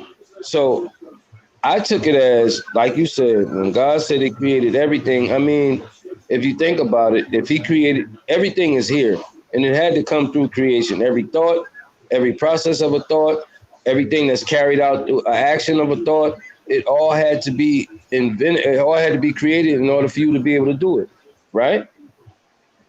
mm, But it's some. just up to you. It's up to you to do what you're gonna do, because you got two ways. Like old people always tell me, you come to a two-way street. You got a decision to make on what you're gonna do. You're either gonna do the right thing or you're gonna do the wrong thing. It's just that simple. Well, here's the thing with that is we weren't supposed to know the wrong things, right? Right. Like when you go back in the creation story, Uh, a lot of people like to think that Adam and Eve were the first two people on the planet when that's not true. I It was know it ain't. thousands of people, millions of people. You understand? Possibly everywhere, right? And Adam and Eve were the first two people in the truth, and all we were supposed to know was good and not evil. We weren't supposed to know that, right? Because God gave Adam his laws, and we were supposed to follow those. We weren't supposed to know the effects of smoking crack and losing your Right, teeth and prostituting and stealing everywhere you go to support your habit. We weren't supposed to know that. That's the evil that it's talking about. You right, understand? 'Cause when you go into in Genesis in the creation story, uh, they say the serpent said, which was the white man, said to the you'll know that you'll know good and evil. God know if you eat this fruit, you'll know good and right, evil. You understand? And what that was serving another God. When God made himself our God because he chose a people to serve him and follow him. You understand? So he chose us, and then from there, all we were supposed to know was the good. Always, we were supposed to know that shrimp and pork and crab legs and all that to give you cancer and you know what I'm saying cause all these upper respiratory infections. We weren't supposed to know those things. All we were supposed to know was God said not to eat it. So guess what? We don't get those diseases that come behind it. You see what I'm saying? We, we was right. we weren't supposed to celebrate holidays and then turn around and families is arguing and fighting and throw a party for your kids and a birthday party and your kids don't appreciate it. They don't play with the gifts and you know what I'm saying. We weren't supposed to know none of that, man. We were supposed to serve our God and only know the Exactly. good. You understand? But that evil is not saying that God created. You understand? Sin. Don't think of it like that. You know what I'm saying? Right, So yeah, but it's a lot of things that Christians cannot explain in the Bible because they don't actually serve God. So if you really want to know the answers to all your biblical questions, then you bring them to Commander General Hannah. You understand? In the ISUPK, and you can get all of your answers. You know what I mean? Because that's Christianity. They believe that an angel was actually thrown out of the sky, which that makes no sense. What? First off, if he messing up, if the angel is messing up there in heaven, why on earth would God throw him down here and mess us all up? You know mm, what I'm saying? Why would he do that? But that's because that Satan, I mean not Satan, but uh the one that I said, what is it? It was, It's like your Lucifer. Lucifer. Yeah, that's one of the Lucifer. It's in Isaiah 14. It said that Lucifer was cast out of heaven. That's talking about a man, right? A lot of people Right. like to say Satan's name is Lucifer. You understand what it ain't? right, It's talking about a man. A man being heaven and hell for us is living conditions. Right. You understand? there you go. And that's what the Christians don't understand. They think it is Mm, absolutely in the sky. You understand? Well, mm, that is in the sky, but that's not where we are, and that's not where right, we're going to be. We're going to be here, and our heaven is going to be on earth under Christ. You understand? right, And that's what we shooting for in the ISUPK. That's why we doing the work of the Lord in the ISUPK, so we can get our kingdom. That's right. You That's understand? We're right. not only just talking about coming together. I'm with my brothers and my sisters in here, and I'll never leave. You understand? I'll never leave a goddamn side, man. We need each other. And right. other groups and other religions and they don't care about each other, man. You understand? Not so much. But in here, I absolutely love my brothers and my sisters. You understand? And so, like I said, man, with whatever another group do, you understand that's on them. Whatever they believe, that's on them. But what we know, and this what we're not gonna do is we're not gonna stop teaching this truth. You understand? Because those that don't know, this is what they need. You understand? And then something that you had said about us arguing and fighting. The arguing and fighting is going to happen, must happen, in order for our people to see that they wrong. That's just like when you go back in the records in the Bible, King David went to war with damn near everybody and Yeah, almost killed all of us in order to get us back together. You understand? Now the Most High is doing it a totally different way. That's why he sent Christ. That's why he said Christ. Because he said, King David, boy, I love you. You the man, but you got too much blood on your hands. You the damn that took everybody out of here. You understand? Look, to the point that we almost had to start 12 tribes over again. You understand? Mm-hmm. King David was no joke. But Mm-hmm. I'm saying Christ did it the way that the Most High wanted it, which was teaching us. You understand? To where it'd be a whole lot less bloodshed by you just simply coming to class. You understand? Versus me having to slit your throat. You understand? So that's necessary. You know, the war that you see going on between our people. You understand? Mm. That's necessary for us to come out from under that goddamn spell that we are, and to where we can absolutely come together as a people and do like what the scriptures say, which is come together. What it say? Gather yourselves together, old nation not desired. Right. You know, then another scripture, and I'm just paraphrasing, it says that how can two walk together lest they agree? Right.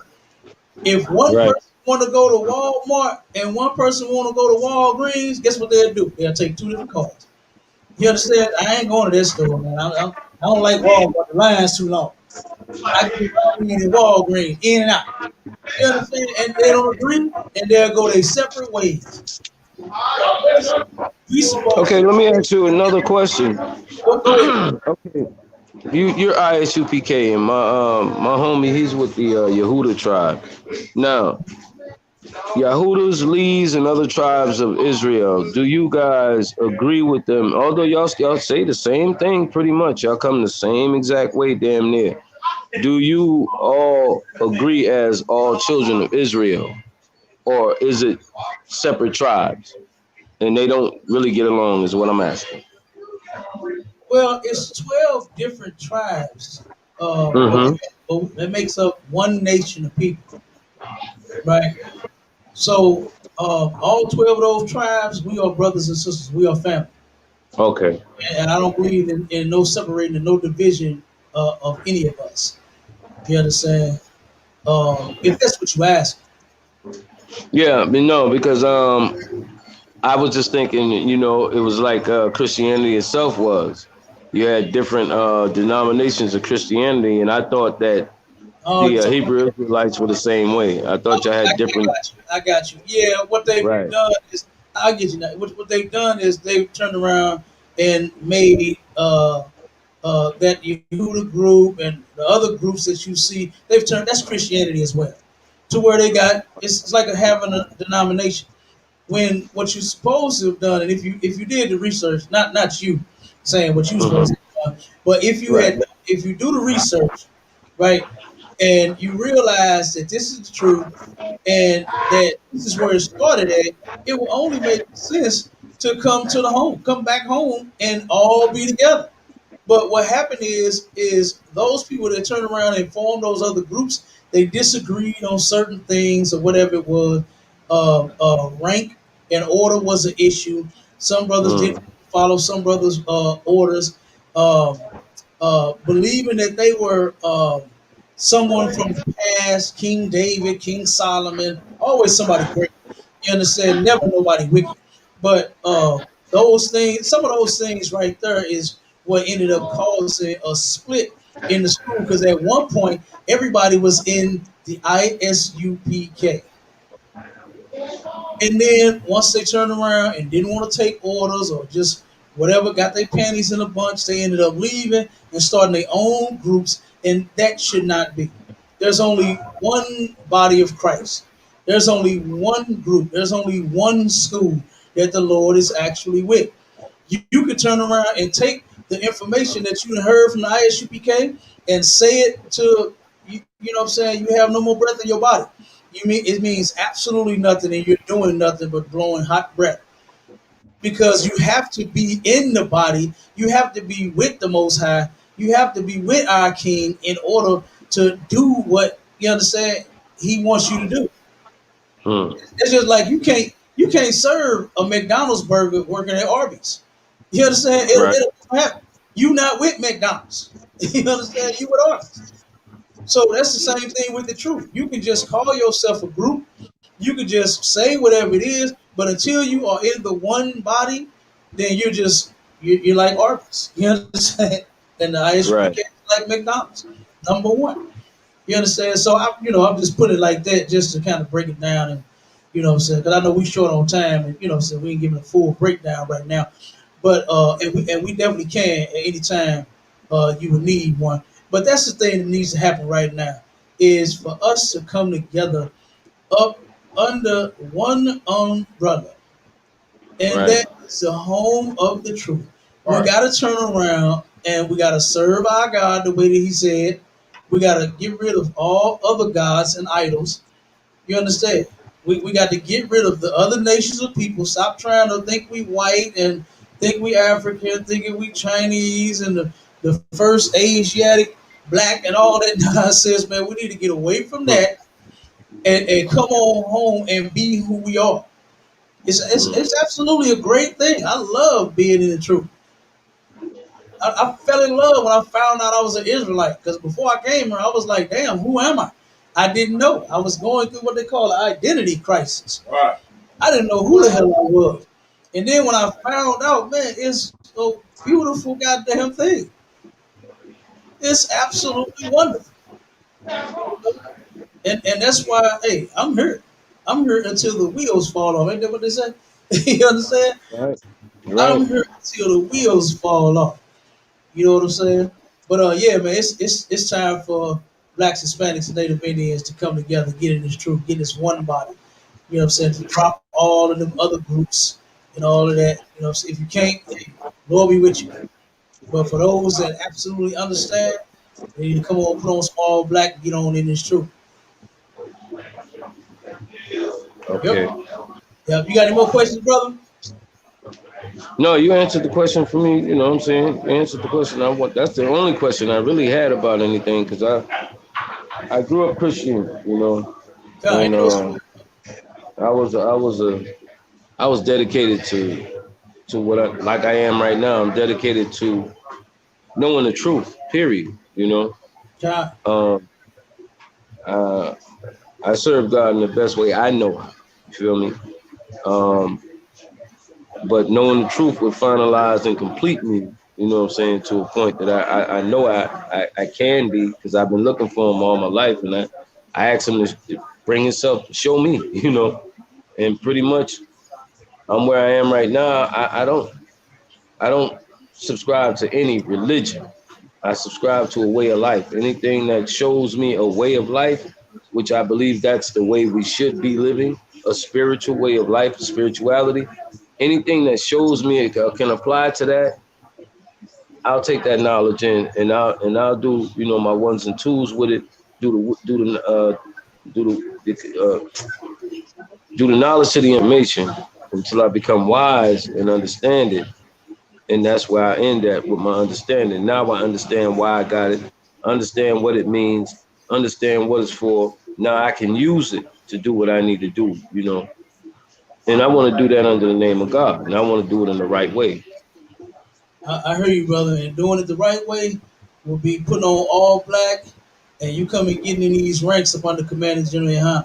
You start coming to I hear class. that. You start I coming hear to that. class. You start learning. You understand? You start sharing yourself with the world. And like I said, and we'll do the rest, brother. We'll teach you what you need to know, so that you'll instead of just trying to do it God's way and thinking you're doing it right, you'll absolutely be doing it right, and you'll absolutely know that you're doing it right too. You understand? That's Right. another thing. Go ahead, one. One Uh, second. just a quick precept. I'm actually going to read exactly what you just said and what my captain just said right here out of the scripture, okay? Mm-hmm. We're going to go to the book of Romans, chapter 10, verse 2. For I bear them record that they have a zeal of God, but not according to knowledge. Verse 3. For they being ignorant of God's righteousness and going about to establish their own righteousness, have not submitted themselves unto the righteousness of God. See, that's what Absolutely. happens with our people. We got that. We know that. First off, we know that Christianity ain't right in our bones. We know it ain't right, but we know it's something about that book, and we know that we're a spiritual people, right? That's just who we are. That's just in our DNA. But we go about trying to figure it out on our own. and trying to establish our own righteousness. See, that's what I was talking about with having this as the moral code, and you just can't make up your own moral code, right? Right. And that's what, like I said, these two verses exactly what y'all was just saying back and forth. You were Mm-hmm. explaining how you didn't, you weren't exactly sure of the way, but you knew God, and you knew you had to be an upright man. And Captain telling you Right. that it's because of that. It's because of that zeal you got for the Most High. It's because of that knowledge that you seek it that you just don't have, right? And it's Mm-hmm. our ignorance that's killing us. It's us not knowing exactly what and exactly how the Most High wants us to, how He wants us to be, and how He wants us to treat each other. And that's what we teach in here. Is because in here we know exactly what the Most High wants from us, exactly how to break it down. And the Christian church will never do that for us. And there's no other way outside of here that we can get these laws and statutes told to us in a way that'll benefit us. Everything outside of here is, like Cap was pointing out earlier, it's born of division. It's born of breaking apart of what was a family, right?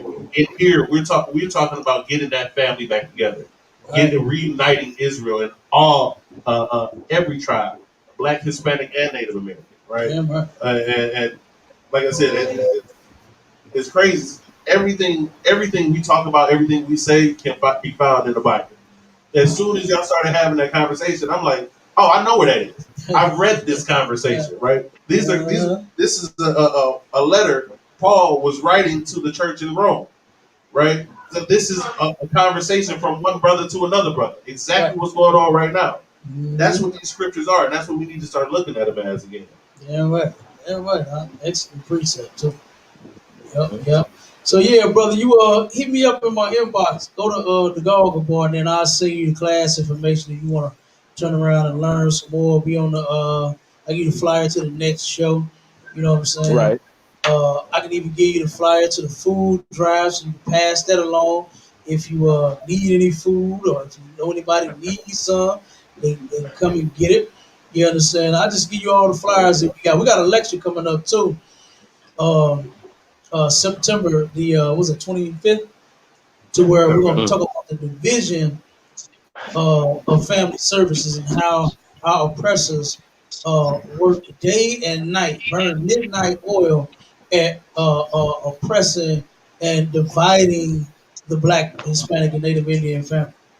You Right. understand? We're gonna go I in on think we're this. already friends on Facebook. I'm not sure, but I think we are friends on Facebook, man. But I'm gonna definitely go to your page. You know what I'm saying? Hit you in the Yeah, yeah, inbox. yeah. Look me up, the dog boy. And then, like I said, I can send you a friend request, and then I can send you the info, brother. And that way you can start coming to class, man, and you turn around and be a soldier too. All right, Yes, sir. No doubt. all right, my brother. But we're gonna go and get up out of here. We done ran over the time. I appreciate you checking in with us. All right. All right. Yes, sir. Same here, man. All right, All brother. right. All right, you Peace and stay. blessings to you, brother. All right, brother. Shalom, man. All right. Shalom. All right, and shalom to everybody else. You understand? We way over the time today, Yeah, right. but it's all good. You understand? Lord will that brother get on down. Yeah. You understand? So we're gonna go ahead and close out. Shalom, Israel.